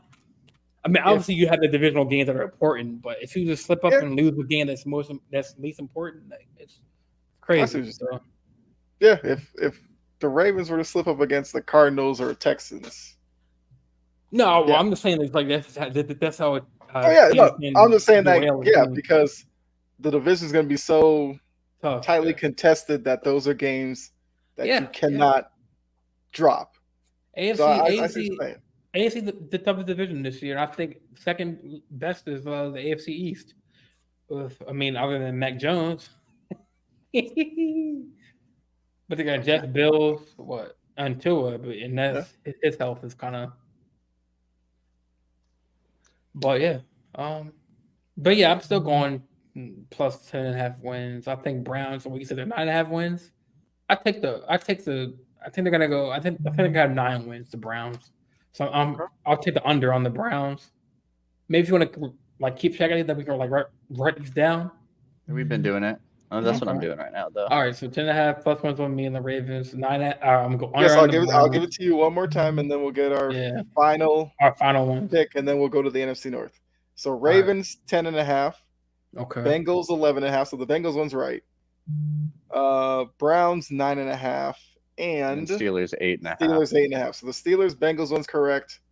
Add a win to the Browns and then add 2 wins to the Ravens. I'll take the over. I'll give Steelers a 1+ win. I'll give them 9 wins. I'll give them the over on the Steelers. I don't see them having a losing season. Ravens. I'm taking the over like 10.5. I'm taking the Browns are 9.5, right? This one is short 9. I'll take the under on them 9 wins, and then I'll take. I'm gonna be bold. I'm gonna go under on the Bengals and have 11 wins. Okay. So Greg says he got his Baker fix for the day. He's out. Appreciate that, Greg. All right. Dylan, I guess quick rundown on what you think with the win totals. Yeah, to start with the Steelers, I think I'm going to take the under on the 8.5. Just quick. I'm not a huge fan of Najee Harris. I think Kenny Pickett's okay, but I don't think he's like this exceptional talent. He had a better second half to the year, but man, it'd be rough to see them. This, like Gene said, this is like one of the toughest divisions to play in football. I know Mike Tomlin's a great coach, but them getting 7 or 8 wins wouldn't even necessarily be looked at as a bad season. It'd probably just be looked at as like you play tough football. Is what it is. So I'm taking the under on that. The Bengals, I am also taking the under. I think 11 wins is where I had them at. Anyways, I think them getting over 12 could be possible, but the only teams I see getting over 12 this season are maybe the Eagles, the Chiefs, and then that's probably it. It's competitive football. I think a lot of these teams are going to be around that 11-12 range. The Browns, I'm taking the over on. I had them at 10 wins. I think this Browns team is going to be better. I'm not thinking Deshaun Watson's going to have the biggest, second year on this Cleveland Browns offense, but I think he's going to have definitely a jump. They could be a playoff team, not play-in, but they could be a playoff team or like one of those teams on like the outskirts that could be like, competing that final week. And then the Ravens, I'm going to take the under. I had them at 10 wins as well. Like I said earlier, I think it's more realistic for them to be, at 10 wins or below rather than over 10.5 wins. So have the Ravens on the under. Okay. So I'll go quickly, I guess, around here. So Steelers, I kind of agree. I think under. I think they get to 8. But then again, watch Tomlin get them to 9 and not get the under 500. I'll go under. That's why I keep over on that, because it's not a bad way to think. He just finds a way to get there. But I got Steelers under with 8. I'm gonna take Ravens under. I think 10 works for them. I'm just saying. I think the Browns over 9.5 because I think the Browns get to 10. And then I'll take the Bengals over. I think they get to 12 wins. So there we go. Let's go NFC North, which now. So these can move by each week, right? By the time we get to week 1, these numbers can be completely There's still different. free agent signings, still preseason cuts, still could be a trade or two that happens and changes it. Yeah. All right, let's go NFC North now. Ooh, this is going to be an interesting one. So do you want to go on DraftKings? You want to go on DraftKings and like double check it? I'm on FanDuel still, so I'm double checking them right now. All right, so Green Bay. Oh man. No, Green Bay's right, 7.5. Wait, did we do the NFC East? Yeah, we did. We did the NFC AFC East. Oh, I forgot you did that last week. So the Lions are correct, 9.5. The Vikings are 8.5, so that's correct. And then the Bears, please. No, the Bears are 7.5 instead of 6.5. So 3 out of the 4 were correct. Just add 1 win to the Bears. Okay. All right, so I guess we'll start with Dylan this time. I think Jordan gave his lock first for the AFC North. Dylan, what's your lock when you look at these NFC North over-unders? Man, I mean, these are rough. They gave them some pretty low win totals. I was hoping to get something easy, like they gave like the Vikings like 10.5 or something to work with. But these are all fairly pretty reasonable. A lot of this division's full of question marks. There's no team that's really the pure dominant one. I guess if I had to think of an easy one, I'm down on the Vikings, so I'm not going to mention the Vikings. I do think the Vikings are going to potentially be better than 8.5, and they could just shut me up this year. But I'm going to go with what John said. The Lions over 9.5. I think this Lions team is obviously the favorite to win the division this year. Jared Goff is poised to have a better year. Still some questions on that wide receiver core, I would say. Jameson Williams won't be playing the first 6 games. So they're going to be relying on people like Amon-Ra St. Brown. I've heard Jamar Gibbs has been killing it at camp lately. Have David Montgomery. Different pieces that could work. They have still a young defense with Aiden Hutchinson. Different pieces there. But, man, this is just a rough division. Man, I would want to also say the Bears over as well, too. I'm very high on the Bears. But if I had to take an easy one, if I was going to Vegas or going wherever, putting money on one of these, probably have to say the Lions 9.5 would probably be my over. Okay. Well, Anthony, the Bears are at 7.5. the graphic is a little off, but the other three teams are correct. So I guess you could put down if you still think the Bears over 7.5, because you said over 6.5 was easy. I kind of wish it was 6.5. That probably would be where I would go. But Jordan, which one would you put money down on if you had to? Definitely, my lock would probably be under on the Packers. I mean, obviously, it's Jordan Love's first year as a starting quarterback. Okay. I mean, are we going around the circle? Like, are we just taking our lock? Like, Just your lock Your right lock now. real quick. Yeah, I think my lock is gonna be Green Bay under. I would say Chicago under if they didn't make any moves, but they made a DJ Moore move. So My lock's probably the yeah. Bears. I think the Bears, kind of like you said, Dylan. I just got a good feeling about them. I think with the additions they made to the line, and you just brought up the DJ Moore. I think bringing him in makes, I guess Claypool, Mooney, you drop them down your depth chart. Now the wide receiver room doesn't look as bad. Do they still have that linebacker? I know it used to be like Roquan Smith there, and then some other guy. Is he there? Like Alden Smith, something like that, or something like that. Alden Smith. Alden Smith's been gone for. Because it used to be like the duo, like the Roquan Smith and then that other linebacker. Well, I mean, then I think the Bears sign Edmonds from Buffalo. They have Terrell. They have Edmonds there, but I know who. Man, there was a linebacker there that I can't think. It might be a free agent now, or I'm not sure. But yeah, I mean, yeah, go ahead. Yeah, okay. I'll look them up. Let me catch up here. So, all right. So Gene gave his Vikings under, Lions under, Packers over, Bears over. Okay. The Packers one's going to be interesting. I see Cottrell just jumped in. Cottrell, we just finished talking about the AFC North, man. Oh, yeah. The Lions should be all right. Goff is good. They're stacked at running back. Gene says under on the Lions. Adam, Justin Fields still needs to pass more. You can't let your passing game be another running game. I can put it under for the AFC North real quick in the chat. What is? Bears sign Andrew Billings, DeMarcus Walker, PJ Walker, Nate Davis, Tremaine Edmonds, TJ Edwards, and Travis Homer. Yeah, that's right. They upgraded that linebacking core fairly well. Plus, they beefed up that defensive line. Travis Homer ain't that big of a pick, though. I'm a Seattle fan, and I like Travis Homer, but he was only good in spurts, and that was. Oh yeah, they get Yannick Ngakoue. They did get Ngakoue. That's very true. Oh, that Bears team, yeah. So Marlon, maybe I should have took the Bears as my lock. Lions over Packers under, Bears over, Lions take the division. Maybe I'm. Man, I already said my Lions lock, and I won't go back and switch it, but I definitely do like the Bears. Definitely do like the Bears. So Cottrell says Packers under, Vikings under, Lions under, Bears over. Robert Quinn, there you go. He's on the Eagles now, I think. No, was it Robert Quinn? Yeah, I guess they had a pretty good combo. I was thinking of like Danny Trevathan and different things like that. Robert Quinn and Roquan Smith. All right, and now we can kind of go around, give your picks on the other teams. I mean, Adam really hates this division.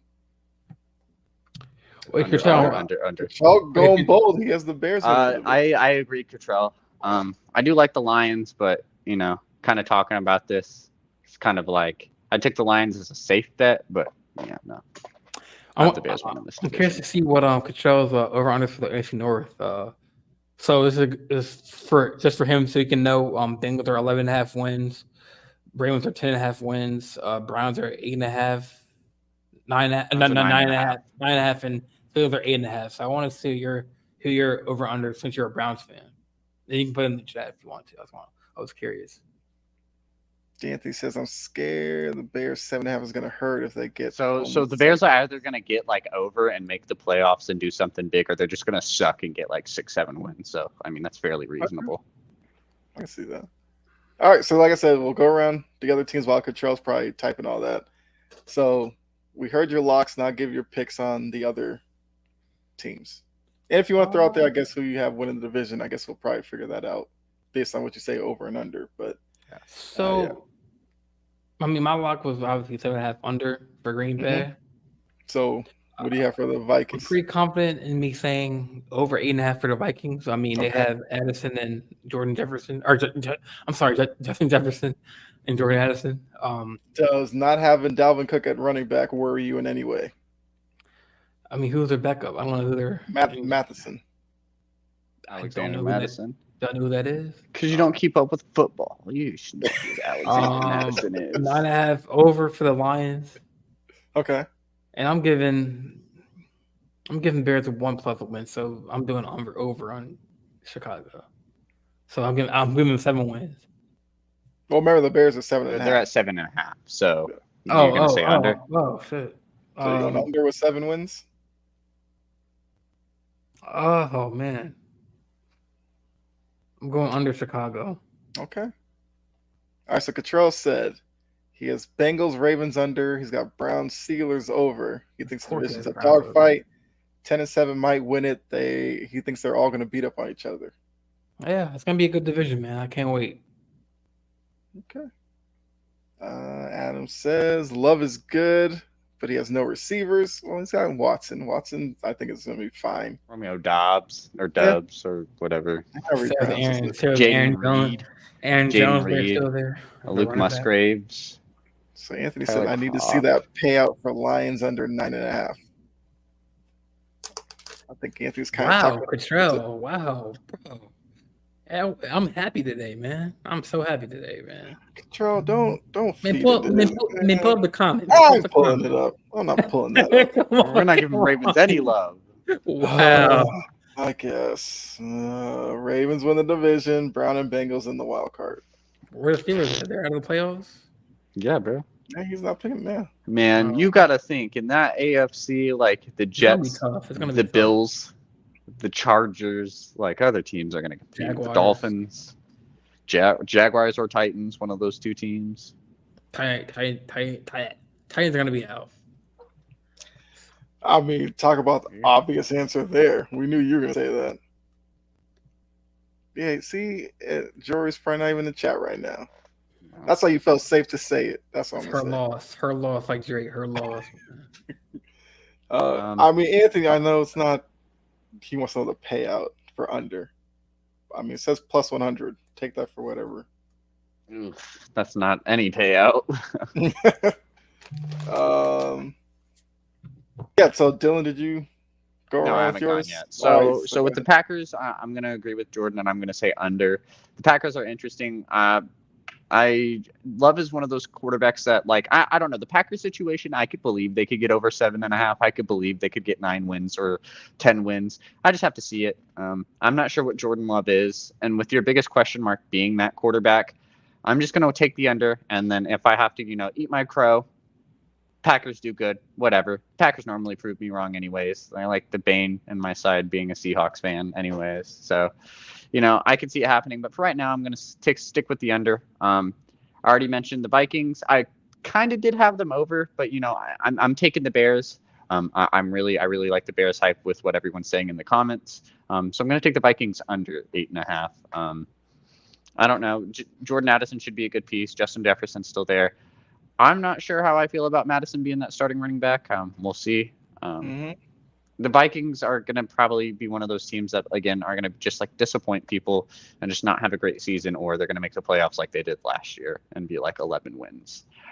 With the Lions, I mentioned it earlier. They were my lock. I do have them over 9.5 wins. And then with the Bears, I also have them over 7.5 wins. And then I mentioned it earlier, but I do think the Bears will win the division. All right. So Cottrell, well, I guess to kind of answer you, Jordan. As of now, 7 playoff teams: Chiefs, Jets, Ravens, Jags, Browns, Bengals, Bills. Tua gets hurt, Dolphins slide, Chargers lose games they shouldn't, Staley gets fired, and the Chargers can be serious contenders. That's a bold pick. I like that. I'm curious to see what the. Oh yeah, I didn't do my lines. I think I'm gonna do 10.5 on that. Or I'm sorry, not 10.5. Over on the Lions. You did mention that already. I already wrote it down. All right, so for me, quickly, I'm over on the Bears. The Lions one's kind of the tough one because I could see 9 or 10 wins from them. I don't think they're going to be – I think most people think the Lions are like absolutely winning this division. I'm not one of those believers. I'm gonna say Lions under. I think 9 for the Lions. Yeah, I'm kind of regretting my lock pick taking them over. Now I've been talking myself into the Bears this whole time, just like in my head. I can see the Lions sweeping 2 teams in their division, Packers and Bears. I don't think so. I don't think they sweep the Bears. Number one. Man, the Bears are just going to be like a nightmare for most teams, and that's not even because they're like super great. It's like you don't know what they're going to run. Like if Justin Fields can become a decent passer, it's like, are we stopping Justin Fields, or is he going to like actually be able to pass on us? Like they have Robert Tonyan, who's a decent tight end. You know, I'm not sure what this running back core is going to be with who is it? Still Khalil Herbert, Roshan Johnson, Deonta Foreman. That's not pretty great. You know, if I were the Bears, I would try to see if I could throw some money at Dalvin Cook or Ezekiel Elliott right about now. But I digress. Yeah, man, this Bears team's going to be fun. I think this Bears team's going to be like offensive nightmare-ish. You know, look at Fields. How many rushing yards did he get last year? 1,200, 1,300. I know he was over 1,000. I do know that. Yeah. Okay. Well, and then now you gave him weapons. Sure. So Adam has Lions 10-7, Vikings 9-8, Packers 7-10, Bears 6-11. But my thing with the Lions is kind of what Cottrell said, because this is kind of how I feel about Jacksonville. Teams like Jacksonville and the Lions, where for several years they've been seen as when are they ever going to get better? Then they have a little bit of success last season. Now coming into this season, teams are going to be expecting them to play better. We don't know how they're going to step up and meet those expectations. So I do think that's a great point by Cottrell there. I've definitely kind of slowly talked myself out of like the Lions a little bit. I don't know. Maybe I just like the Bears a lot. Mm-hmm. Bears added to their O-line, got him a wide receiver 1. Yep. You can see a jump Hurts made when he got A.J. Brown. People 2 years ago said he couldn't throw, and this year he was an MVP contender. The only counter argument I have for the wide receiver is if DJ Moore is a good receiver, but I mean he's nowhere near AJ Brown's level. So I mean DJ Moore is not. I mean, most people just remember DJ Moore for the play in Atlanta when he caught the touchdown, ripped off his helmet. DJ Moore was a bad call to this day. I kind of agree with that, but I remember Stephon Diggs throwing his. Yeah. Yeah. No, I'm not saying he's a better receiver. I'm just saying it's like I wouldn't put AJ Brown and Moore in the same. Maybe he's like so. I'd say AJ Brown is tier 1 receiver, and then I think Moore is like tier 2. But I also think Cottrell's talking more about impact. Well, yeah, I know he gets a number 1, surefire number 1 receiver. But I mean, not Allen Robinson. Can DJ Moore kind of uplift Hurts? Well, I mean, we'll see. Fields. I mean, I'm sorry. I said Hurts, right? You're good, G. Yeah. All right. So I think the only thing you need left, Kyle, is what you have on the Packers and then the Vikings. Okay, so Packers, I'm gonna go under. I think they probably get 6 or 7. Vikings, I'll go. Because the Vikings, I kind of always assume we're about 8-9 win team. I'll throw some support to Kirk Cousins. I said they get the over. They get to 9 wins. Fair enough. But I probably would have. I mean, I think the Bears will definitely be in contention in that division to win it. I'll say the Vikings find a way to win that division. And I'm not even that big of a believer in Matheson as well, but I don't know. I just have a weird feeling that when people are going to really count out Kirk Cousins this year, he's going to probably surprise some people. I mean, I can even be as bold to say he's going to have a decent performance in a primetime game this year. Uh-oh. You just jinxed it. I probably did, but he's going to throw 6 picks on a Monday Night Football game. I mean, he might, but I guess probably coming weeks we'll probably get to the point where we do bold predictions and all that. So that could be what I rehash. I may have something even bolder by then. But let's see. Adam said Fields' arm hasn't been used enough yet. You just can't say too much good about that. Okay. Cottrell said AJ Brown's a borderline top 10 receiver before Philly. You'll see the same jump with DJ this year. That's really And Vikings got 2 good wide receivers and a great tight end. They do have Hawkinson. All right. The Vikings are good, but Cousins is not him. I mean, it kind of depends on what you. I don't know. I think Cousins is better than most people. Man, kind of rate him, but it's tough. It's tough with Kirk Cousins. I'm sorry if my thing with it though is like if I gave like any quarterback in the NFL, like if I just like took them off their team and put them in the Vikings offense and gave them like Justin Jefferson, like are they going to do a lot better? Because give Josh Allen Justin Jefferson. Like he has Stephon Diggs, but give Josh Allen Justin Jefferson. Be crazy. But I'm also factoring in Flores running the defense in Minnesota. That can only improve it. It's just that defense is it's weird to me. Yeah. So I'm assuming Danielle Hunter a lot. Bring like an actual plan, and the defense will be better. I'm trying to think of that defense and who's on it because Kendricks isn't there anymore. You still have Harrison Smith, I guess, who's pretty good. The secondary's for the Vikings question marks. Yeah. Hunter isn't he there? Yeah, he signed an extension. Vikings are a Super Bowl contender with a top 8 quarterback. But who are other than Addison and Jefferson? Who are other receivers? Hawkinson's the tight end. So they only have 2 receivers. They have KJ Osborne. Yeah, I forgot Osborne's there. Yeah. He's on the Patriots, right? No, he's been on the Vikings for a while. Vikings drafted him, I believe. Like he's not a bad third option. I could have sworn that Osborne was on the Patriots one time. I guess I'm tripping. Anthony said, "You really don't need a great defense to win games." True, but for Cousins' limitations, he could benefit from a better defense. And Anthony, of course, his wide receivers. KJ Bourne's going to be a killer in fantasy this year. Take him in your fantasy leagues late. So, some advice from Control for your fantasy football. Pretty decent last year too in fantasy. All right, so we did our pre for the North. Next week we will have the AFC South and the NFC South, which I'm sure for Jordan, when he has to talk about the AFC South, that conversation could get interesting. Hopefully, we're saving the best for last with the NFC West, so I can talk about my Seahawks the final week of it. Yeah. If it's the AFC West, I think it'll probably be an interesting conversation as well. But next up, the Pac-12 or the Pac-4 conference that once was. Yeah, it's down to 4 teams now, and it's just like, where do they go from here? I've heard everything from the Pac-4 should recruit some Mountain West teams and keep the Pac-12 or whatever going. I've seen stuff with the ACCs now looking at Stanford and California, Cal to join them. They're also looking at SMU, even though it's not a Pac-12 thing. But they can't get SMU. They just joined the Big 12, I thought. Or I saw something earlier today, like ACC is talking about SMU all of a sudden.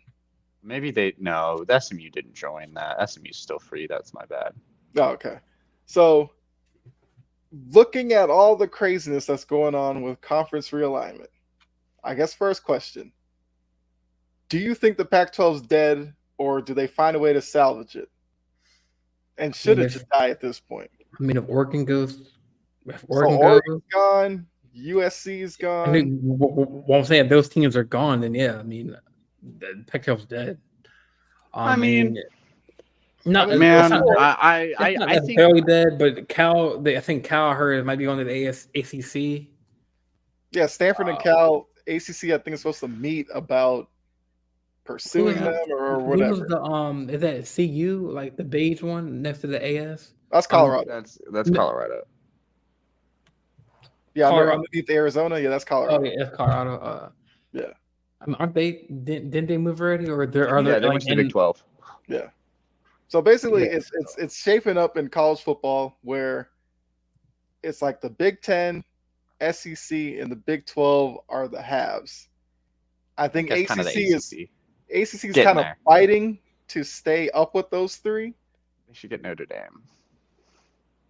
I have been kind of screaming for that forever. Like Notre Dame is just dipping their toe in the pool. It's like, oh, we'll give you basketball, we'll give you soccer, but football, we're going to be independent. It's just like, just join the ACC and call it a day.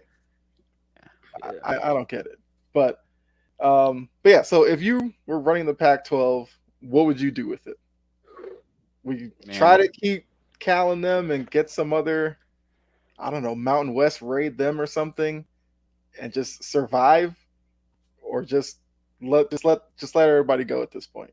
I mean, that's probably, I mean, when it comes to this, like, don't know. I think Dylan's more educated on this. But I think that the Pac-12 is dead. I think that some of the teams, if Oregon goes or Arizona goes, and then Cal and Stanford follow, I think it's, yeah. And I'm assuming that one in the right corner is the Trojans, right? Mm-hmm.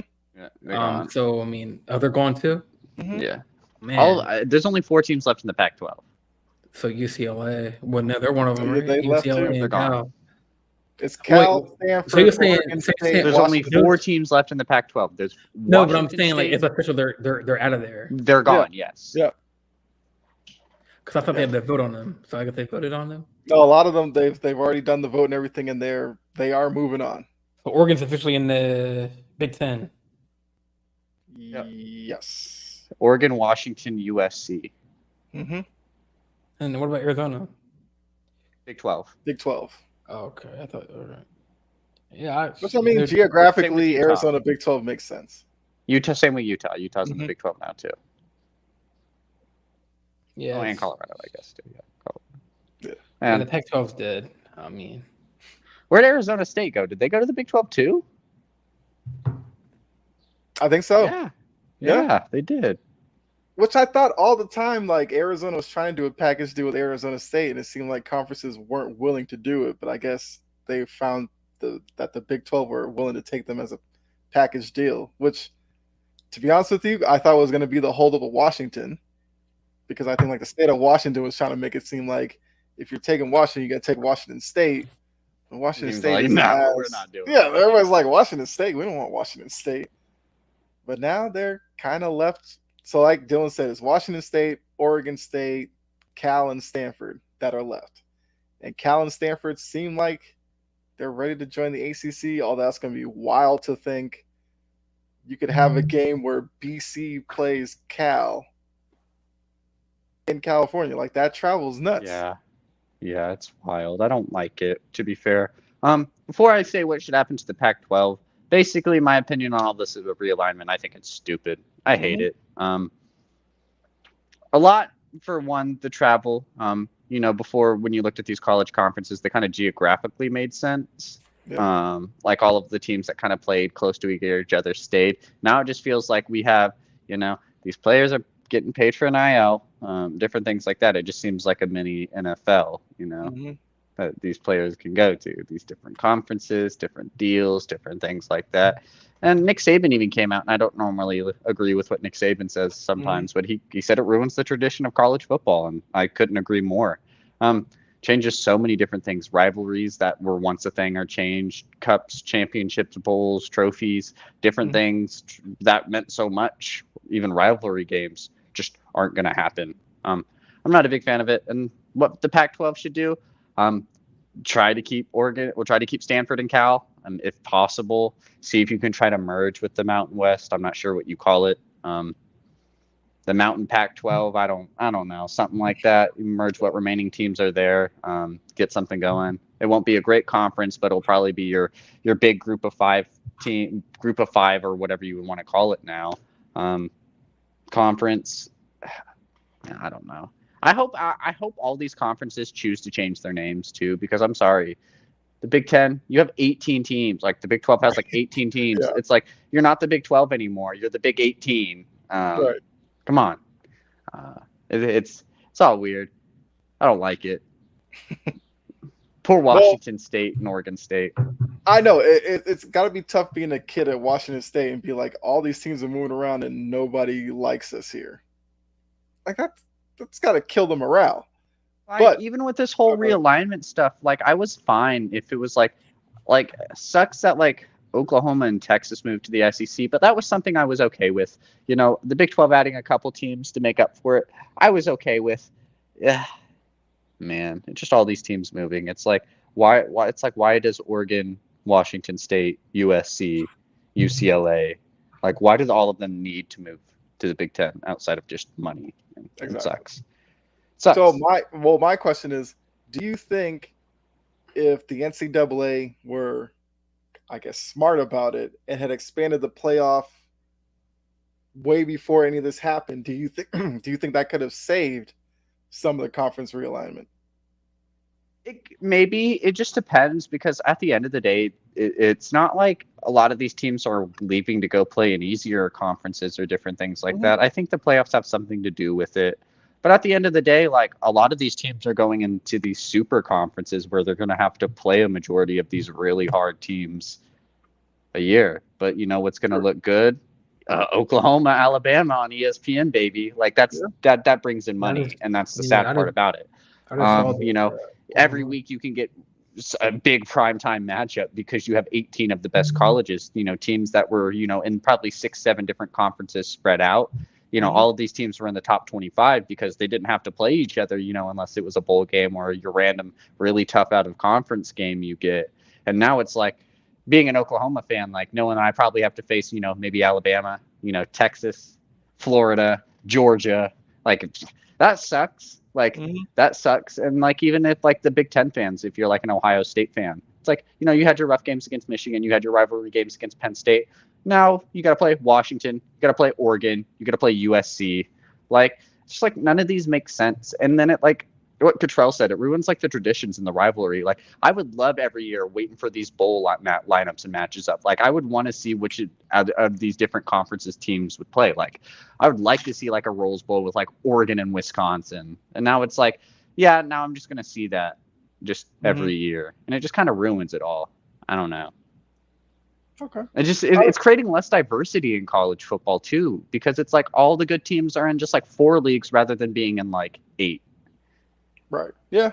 I mean, that's definitely a interesting part to all this. Plus, I only brought it up because I feel like the Pac-12 was always kind of on shaky ground because it seemed like the Pac-12 had to do more to get into a playoff, especially when it was just, BCS. And then when it was just 4, you had 5 power conferences, and it seemed like the Pac-12 was automatically getting counted out before the season started. But that's the wild thing. The only reason the Pac-12 never made it is just because their teams would beat up on each other. That's what it was. Like, I'm sorry that 10-2. I'm sorry, like the 10-3, 10-2 Utah didn't get in. You had 2 losses. Like, Alabama had 1, TCU had 1. That's just not how that works. I can't think of a year that any Pac-12 teams just got legitimately snubbed. True. Like, where there should have been a Pac-12 team in place and they didn't get it. Like, that's never happened. The only reason they, like, the times that they deserved it was the first college football playoffs where Oregon made it. Okay. And then they got smacked. So are the new playoffs, is it going to happen in 2025 or like the whole, like, we wait one more year. So this upcoming year realignment now. So the realignment doesn't matter this year. So like basically how college football is outside of the Big 12, how all the conferences are outside of like the Big 12 and like some of like the power, like the group of 5 conferences, like the Mountain West Conference, USA, different things like that. They're basically the same. The Big 12 just has Houston, UCF, Cincinnati, and one more other team I can't remember. But all the conferences are basically the same. The year after that, we'll have the new playoff, and then a lot of these teams will be in new conferences, it looks like, 2024, 2025. Yeah. So this is like basically the last kind of year of like the college football that I don't want to say we know and love, because, the playoffs change things up, different things like that. But basically the college football we know and love before it's, kind of more business centric. It's going to be wild in a couple of years. It's a wild time, man. I hope something gets, I don't know. It sucks that the NCAA just couldn't just be like, no, don't do this. Well, yeah, that's very true. And the other part, like the last thing I'll say before we get to the grids, I guess, is all these decisions have been made for football. You got to realize all these schools play soccer, basketball, baseball, and nobody cares about how it's going to affect those sports at these institutions. But because football is the money, was what brings in the money, they assume everything else will kind of fall in line. That's why I want to see how those sports being affected by all of this, like what happens on those levels. Like, you know how much that does for like an NCAA basketball standpoint? Like, that sucks so much. Selection Sundays and like conference tournaments are just going to be just like 4 basically little mini NCAA tournaments for one Insta bid, which I guess in a sense is kind of cool. Mm-hmm. Like you have like 18 teams all fighting for one instant bid in the NCAA tournament, and then it's kind of like, you know, from there. Yeah, I guess basketball, it has a plus side, especially since you'll just see those teams play each other twice. But other than that, it sucks. I mean, like the only conference I've seen that didn't really change. I mean, the SEC and the ACC. I mean, they only added Oklahoma and Texas, which was pretty good. Got Texas and Oklahoma kind of early on in this process, but that's what kickstarted it all. That's what kickstarted it all. Was Oklahoma and Texas. Still, I mean, I'm not saying that's like a lot. They're still good teams. SEC is still the same conference. I mean, other than like Control and Dylan said, like it's kind of weird that like some of these rivalries won't be the same. They're taking away the fun of football. So this is the last year. It will be like the 4-team college playoff, right? Yes. Next year, then we'll have 6 teams after that. Nuts. So I guess how many teams can make it then? This sucks. I hate it because like even with the 6 team is like, what was it? You had the 4 conference winners, and I guess we're only gonna have like 4 conferences, so it makes sense now. But like the 4 conference winners, then 2 at large. This is what it was, or was it? I don't know. Yeah. 4 conference winners. The current one was it was like, well, technically it turned into like 4 conference winners and the 2 at large. Yes. Which I mean, the new format. What I will like about with the expansion is that they're giving a group of 5 team a spot. So if you're not one of the big name schools and you have a really good season, you at least get invited. The Mountain Pac-12 will be excited. Exactly. I mean, maybe that's motivation for the Pac-12 to be like, hey, Mountain West, let's do something here. All right. I guess. Man, it sucks. I like Oregon State a lot too. Like that's a pretty good football program. It just sucks for all these teams that like, even for like someone like Oregon State or like just some other conferences who just like not even conferences, teams who are like up and coming, like who kind of pride on like these Pac-12 rivalries, like Oregon State, Oregon being like a big thing that they can hook their hat on for the football season, something to at least get their recruits excited. That's not anything they have anymore. It's like, hey, we know we used to play Oregon, Washington, USC, Utah, and it's like, here's Fresno State, here's San Diego State, which I guess isn't bad, but the NCAA is going to sell us on. You'll just create new rivalries now. It's like Texas, why? Alabama, new rivalry, make it happen.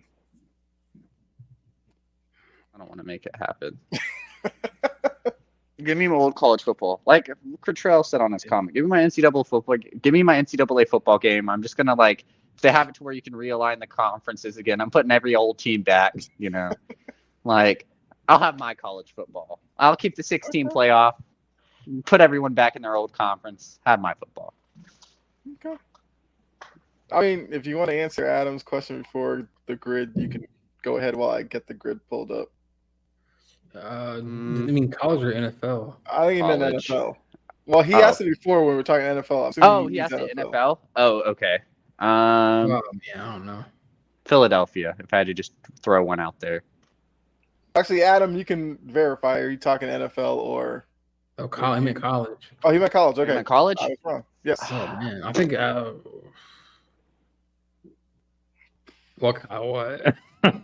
I have to do a deep dive on some teams. I haven't caught up as much as I would like to, but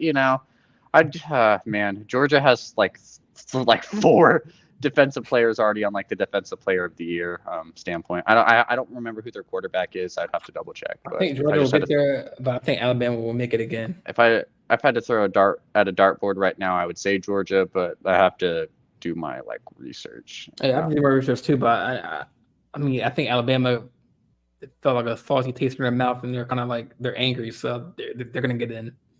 I don't necessarily keep up with college. I keep up with college like camps and stuff like that, but I don't really pay attention until like the polls come out, and then I just go from there. Like I know teams' depth charts. I know who they got in the recruiting. I know how they do in the recruiting rankings.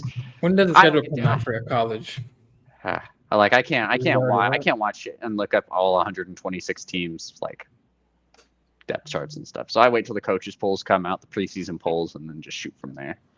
Well, John throws out Oregon, Texas, Georgia, and Clemson are his top 4. So it pains me to say this as an Oklahoma fan. I think Texas is. I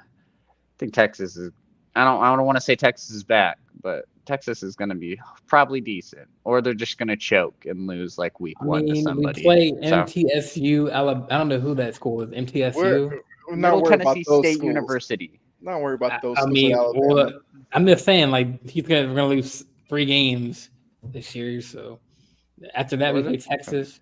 You could lose that. You almost lost them last year. Well, win's a win, man. So. Yeah, but that could be a loss. You get a full game. Viewers against you if you get a full game. Alabama, you're done. Florida, that's not a game. I mean, Ole Miss, Alabama, your team, right? Ole Miss or Oklahoma. I cheer for Ole Miss. Like, there's 126 football teams. I'll cheer. I'm not gonna just cheer just for one. Alabama, I'll cheer for some in the background. Alabama, Texas A&M, Alabama, Arkansas, Tennessee. Could lose. All games a good win. Man, Ole Miss, Tennessee, you could probably beat the brakes off Florida. Alabama, Kentucky, LSU, Kentucky, and Auburn. We round out. Bro, all your conference games are going to be rough, probably outside of like Arkansas. But I don't know. Hazelwood's still there. Pretty sure KJ Turner's still their quarterback, so Arkansas might be rough still. Cottrell said Georgia, Texas, Ohio State, and USC will be your playoff. Yeah, that is honestly a very friendly one. Only thing that you could maybe swap out is like, if Georgia does crap, throw Bama in there. But other than that, yeah. His sleepers, Penn State. I always have Texas A&M as a sleeper, just a fun sleeper, but they always just crap the bed. So Georgia the coaches polls are out. Well, the preseason polls are coaches polls. Well, AFC, coaches poll Georgia in number 1, Michigan number 2, and Alabama number 3, and OSU, Ohio State is right behind them in number 4. Mm-hmm. That's the coaches poll. Yeah. I'm pretty sure they said Florida. They had like Florida State at 8, and I thought that was wild. I was like, what? I was like, man. When it comes to college football, the preseason polls and stuff, they're usually way off by like week 3. Because some team that they rated really high starts off really slow and ends up falling all the way out. And it's just the way it is with college football. But I had the Grizz ready to go. Let's do it. So here we go. Start with the basketball one. Basketball. So we got Hornets, Clippers, a 5+ assists per game season. Then you have Nuggets, Nets, and the Suns. Well, Phoenix Suns, Charlotte. Wouldn't that be Kelly Oubre? That's a good one, yeah. All right. I mean, with the Suns 5+ assists as well, you could probably put. I guess I don't want to do the easy one, but I guess you could put Chris Paul. Okay.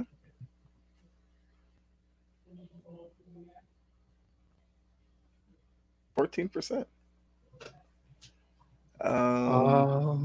Yeah, so I guess wherever we want to go from here. So, wouldn't Denver?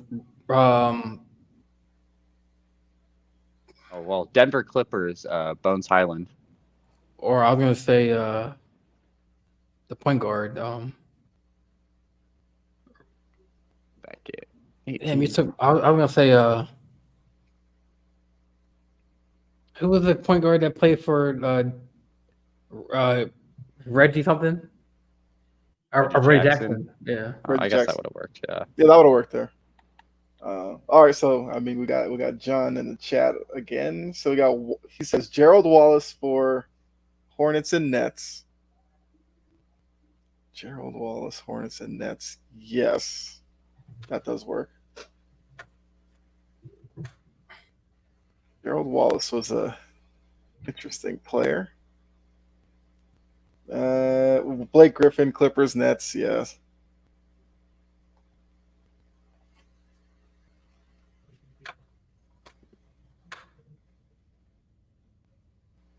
And Control said Jokic for Nuggets assists. What about Phoenix Suns and Clippers on a Shamet?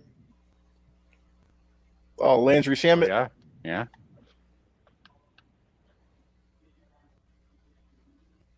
Okay. 8%. So we got Nuggets, Hornets, and then we need 5+ assists per game season for the Nuggets and Nets. Now the Nuggets, you have Jokic, obviously. Probably would be a high percentage of people who guess that. There's another name you want to throw out there, or do you want to go with Jokic as control? Charlotte, Denver, wasn't it like one of the Plumleys? Because I know. Which Plumlee was that? Is that Mason? I think Mason did that. Yeah. Yeah, that's good. Yes, sir.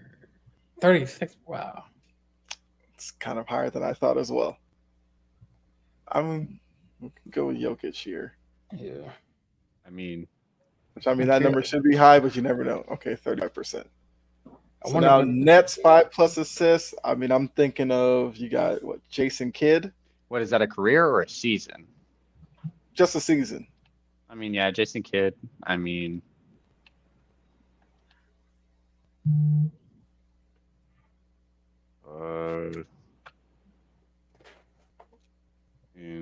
maybe Vince Carter.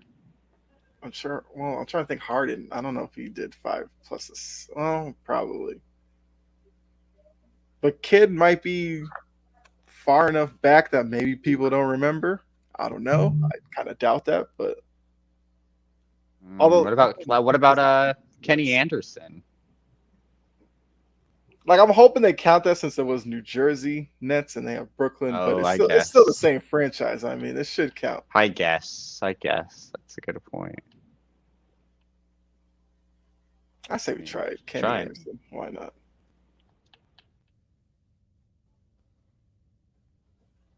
Yay, gave it to us. I'll take it.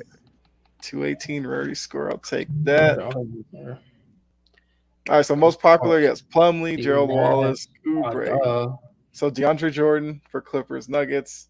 Jason Kidd was for Brooklyn. Steve Nash for Phoenix.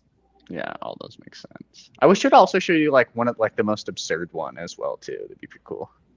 Yeah, I don't know why they don't. Possible answers. Okay. Yeah, they should show you the rarest one. Come on, good game. If you hear us, do it. So we got that. Let's go football, which, depending on which the teams are, could be very tricky. All right, so we have Houston Texans, Arizona Cardinals. Need 1,000+ yard rushing season from a Chiefs player, Jaguars, Colts. Well, didn't John Taylor hit? That's the obvious one for the Colts, right? Yes. Yeah.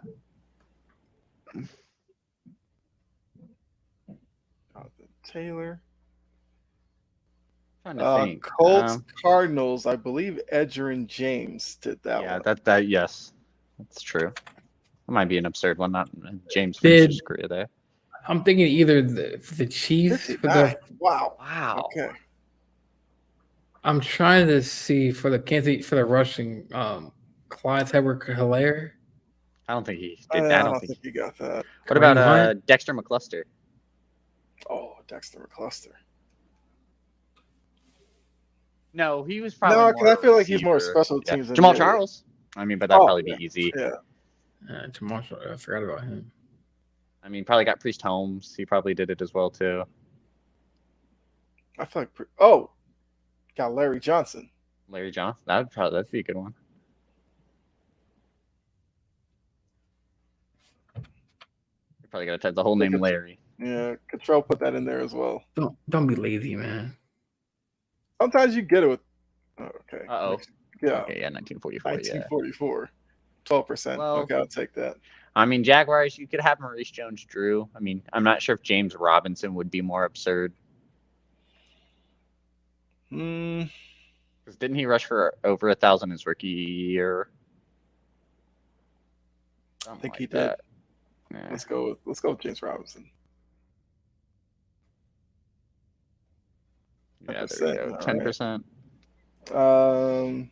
So John said you got Philip Dorsett for Texans Colts. Yeah. True.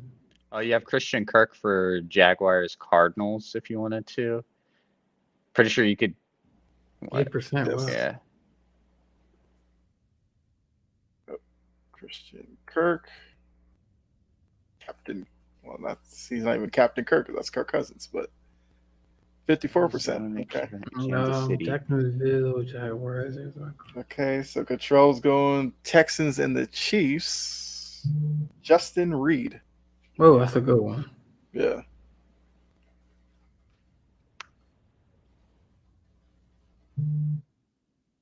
%. All right. So we need Cardinals, Chiefs, Texans, Jags. Cardinals, Chiefs.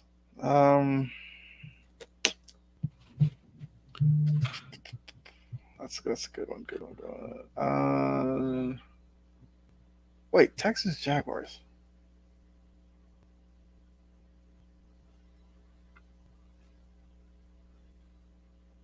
Why do I feel like there's like a running back or receiver that played for both Kansas City and Arizona? I'm just trying to think. They're running backs and stuff throughout the years. Okay, so Control has Carlos Hyde for Texans, Jags. Yeah, that's a good one. All right.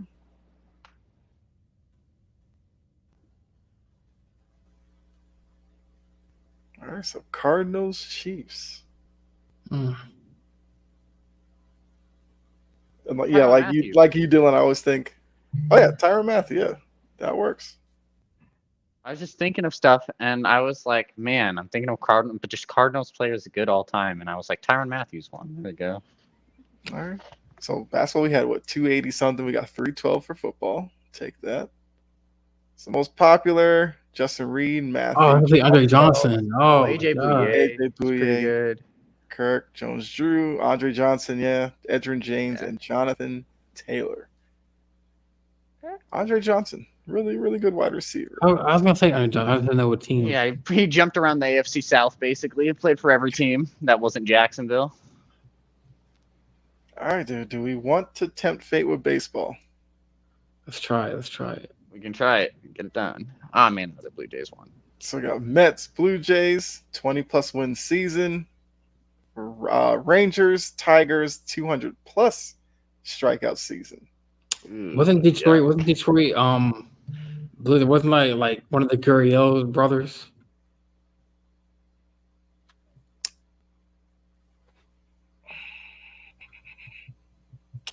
Gurriel. I mean, I know for Gurriel, Detroit is the only part that's. I know for Toronto and the Rangers, Marcus Semien. Yeah. Not sure if that'd be too easy. I don't know a lot of baseball. I mean, for baseball, I'm like, I don't care. If it's obvious, we'll go with it. Yeah, 44%. Yeah. Okay, Blue Jays, Tigers, Gurriel. You think for the Mets, Rangers, Scherzer would work since he just got traded? Nah, I wouldn't trust that. But he's pitched for the Rangers already. Yeah, he's technically. Yes, he's technically made an appearance. That should work. Wait, I'm spelling that wrong. It's CHERZER. Yep. Okay. All right. Hey, I'll take it. What 20+ wins? Is that is that like a pitcher? Pitching, yeah.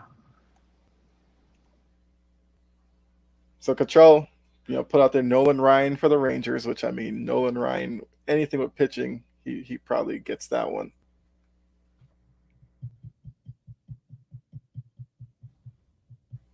Really? Nolan Ryan didn't get 20+ wins? that seems wildly wrong. Okay, I said no. Verlander, Tigers, 20 plus wins. I was thinking that. So is it? But I mean, but you could use Verlander here as well. You could. So the question would be, would we know another Tiger Met connection that we wouldn't have to use Verlander for the 20 plus win season? Tiger Met. I mean, did DeGrom get 20 wins with the Rangers? I'm pretty sure he did.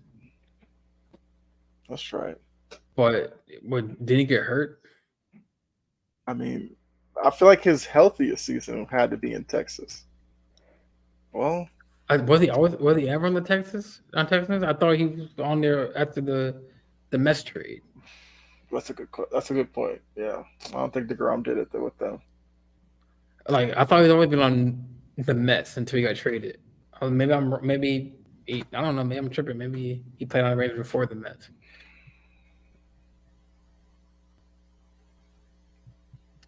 Yeah, now that you brought that up, now I'm trying to think which way does it work with him. Then again, I don't know if DeGrom's even been healthy, no matter where he's been, to get 20 plus wins. That's the tough part. I don't know. Lance Lynn, I don't know if he got 20 wins with the Rangers. I know he played there. John says Noah Syndergaard for the Mets, 200 plus Ks. I was going to say that. Noah Syndergaard. Or Garrett. What about Garrett Cole?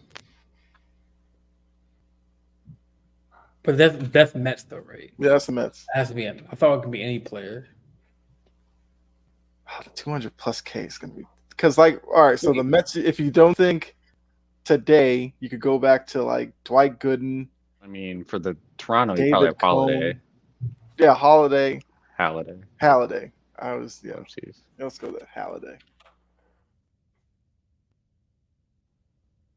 Okay.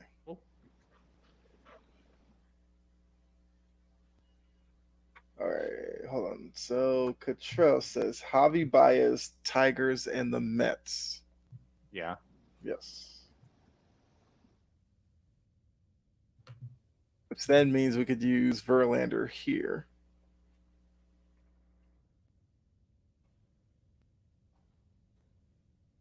Cool. Okay. Howard Johnson, Mets and Detroit. Oh, we got that for Javi Baez. Put Syndergaard for Mets pitcher. Okay. Well, let's try it. That works. All right. What about 20 wins? I had no idea that though. Noah Syndergaard looked like that. For the Rangers? Bartolo Colon, or the big picture? Did he get a 20 plus win season in Texas? Because I know he did. Cologne was. You know what? I'm willing to try with Cologne. I don't know his last. You could use Bartolo Colon. I'm down for it. He didn't do it. Man, damn, that was a good guess. 20 plus win, 200K. I'm thinking Randy Johnson. I mean, can that be any pitcher? Cottrell literally typed at the same time. Yeah. Got in that Diamondbacks year, I feel like. Yep. Okay. So we need to fill out the rest. Let's see. Kevin Brown. David Price. I probably could have figured out David Price. Oh, wow. I probably could have remembered that at some point. So I remember him because he was on Toronto's team when we made the playoffs, like the last time we made it a couple years ago. Yeah. Yeah, and the Red Sox paid him all that money. He was a bullpen arm when they won it all. I was gonna do David Price that he played for the Rays too. Mm-hmm. Yeah, David Price, the Blue Jays, Rays, and Red Sox. Man, no Yankees, don't think he ever made it to the Yankees, and he didn't make it to Baltimore. You didn't want him, so. Okay? If you put on a Yankees hat, you'd have thought he was the greatest pitcher ever. Possibly, I don't know. I don't know. David Price kind of had a weird career for me. All right, so those are the grids. We don't do the hockey one because look, that's going to take probably 3 hours of me trying to think of a name. But Yeah. Definitely, thanks to John and Cottrell, who were definitely inputting for the grid. I mean, John usually comes with the obscure ones. Definitely give him that. But yeah, so it's another episode of the Big Three. We're down Jake this week. He should be back next week. Mm-hmm. Dylan, Jordan, you have anything to say before we get out of here? Nope. I'm gonna watch. I'm gonna go back and watch these Contender Series fights. Contender Series started again in the UFC, so I'm gonna go watch that. I'm probably gonna install Madden and not be able to play it, but I'll have it fired up for. Yeah. Yeah, but I imagine right now it's just like a screen, and then when you click on it, it's like you're too early. Yeah. Almost there. We're almost there. 6 days. Cottrell, Cottrell, I could go a couple of minutes here at the end because yes, did we talk about the women's national team? All right. Okay. So here we go. The U.S. women's team bowed out in the World Cup in the knockout round because they lost to Sweden. My view is, looking at the U.S. team, I always thought it was going to be tough for them to three-peat because gone are the days of Abby Wambach, Megan Rapinoe when she was younger and at the height of her talent. Gone are those days. Hope Solo. Yeah, Hope Solo. All those names you loved and you cherished. It's a new day and age where we first got our first look at Trinity Rodman. Sophia Smith had a larger role. There was questions about where to play Julie Ertz, whether you needed her in defense or midfield. So much surroundings. You had a new coach in Vlatko, who most people weren't really sure if he's the right guy for the job, whatever.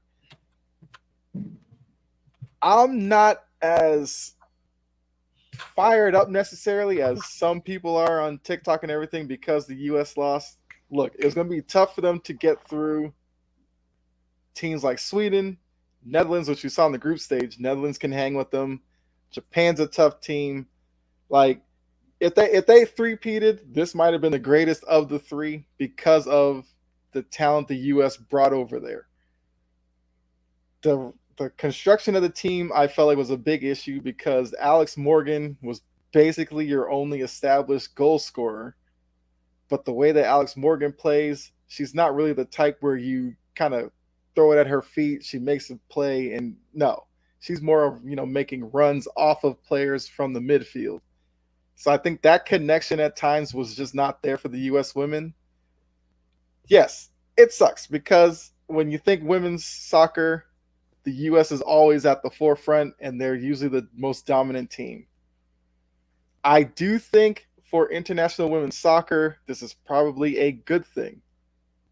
Because all the time when the U.S. was dominating, it was always like, oh, this country doesn't support their women's team. That's why the U.S. is dominating them. Now we're actually seeing teams like England, Spain, actually coming up now. So I think in terms of parity and all that, it's better. That also means for the U.S. it's not going to be as easy as it has been. But I also think I'm not going to sit here and, people are going at like Trinity Rodman. Oh, she wasn't ready. Okay, maybe she wasn't. But she can use this experience and be better off for it for the next World Cup. I don't need to see the women win each and every one. I can live with them losing this one. Not that big of a deal to me. I do think that Vlatko's is going to be a lot of questions thrown at his feet as to what he was necessarily doing tactically. I'm fine with that. I think those are valid. But some of these people who, probably didn't like the women's team to begin with, and the fact that they lost so early are now like taking shots at them. Megan Rapinoe, who's kind of polarizing if you don't really pay attention to her with her willingness to be vocal on certain subjects.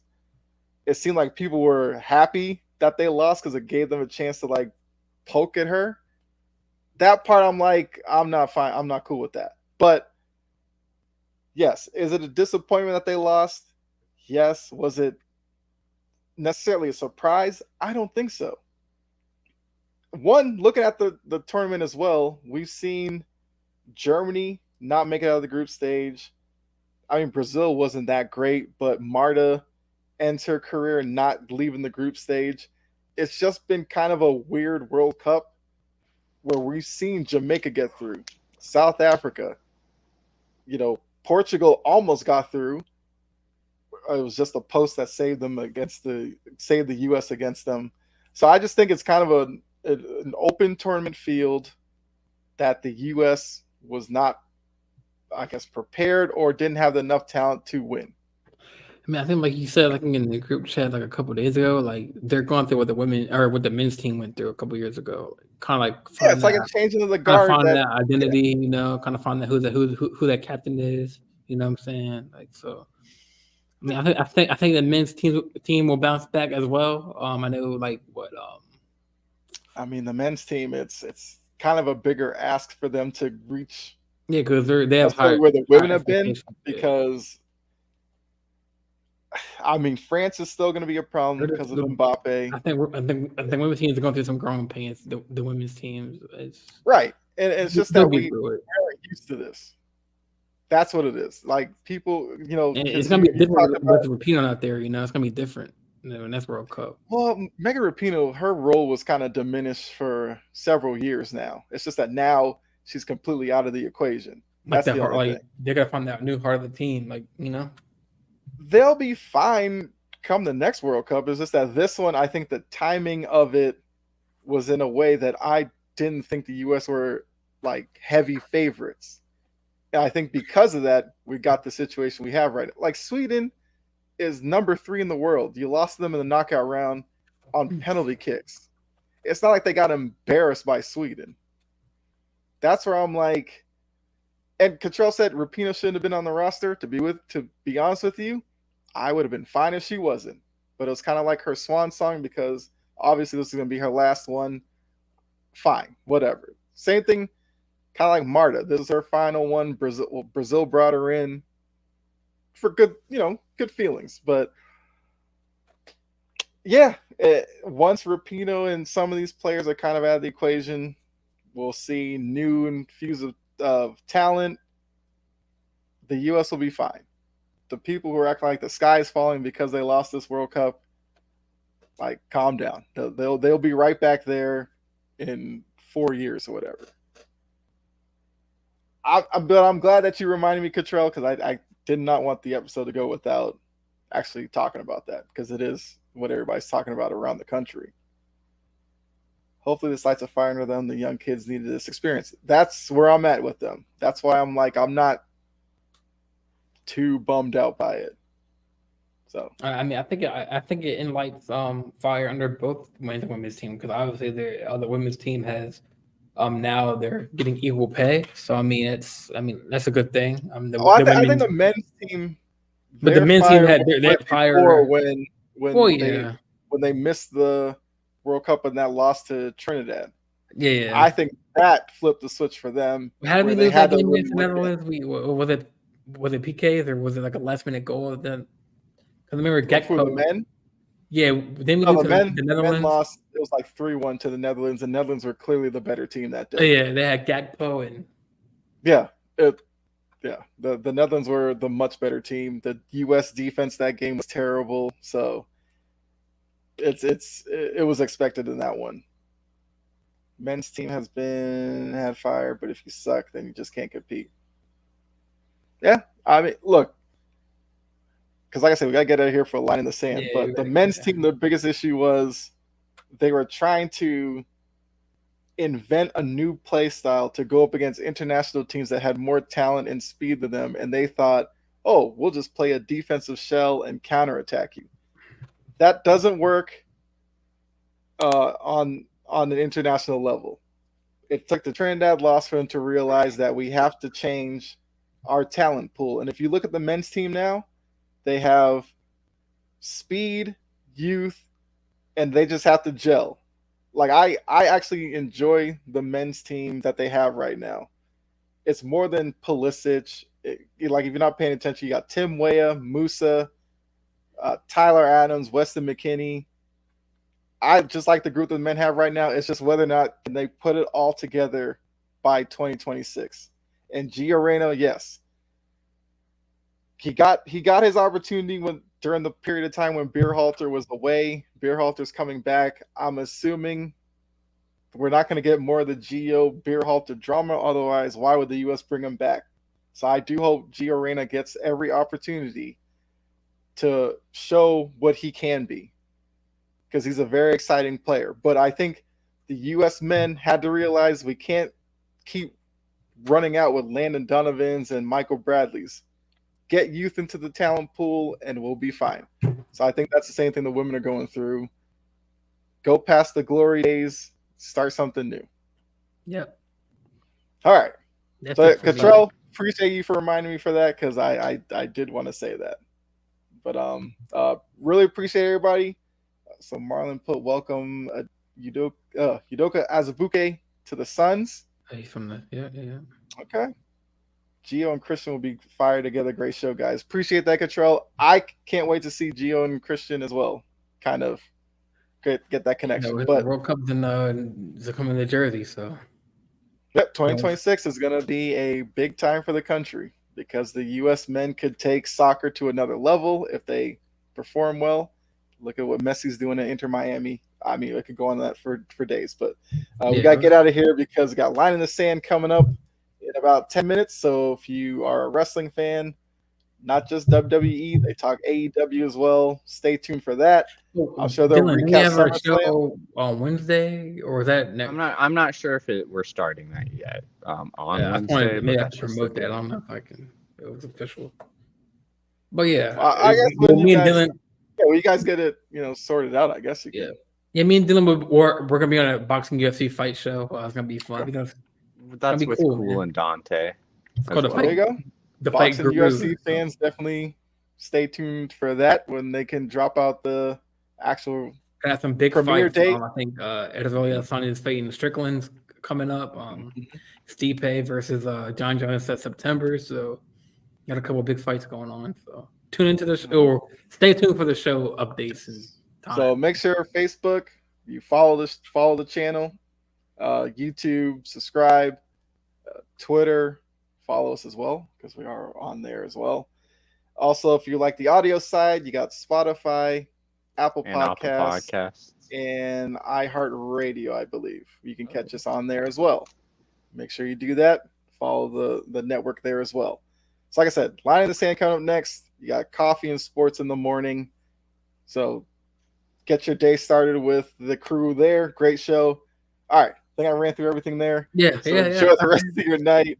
We will see you next week. We're here every Tuesday at 7 dinner, man. I'm hungry. All right, everybody. Enjoy the rest of your night.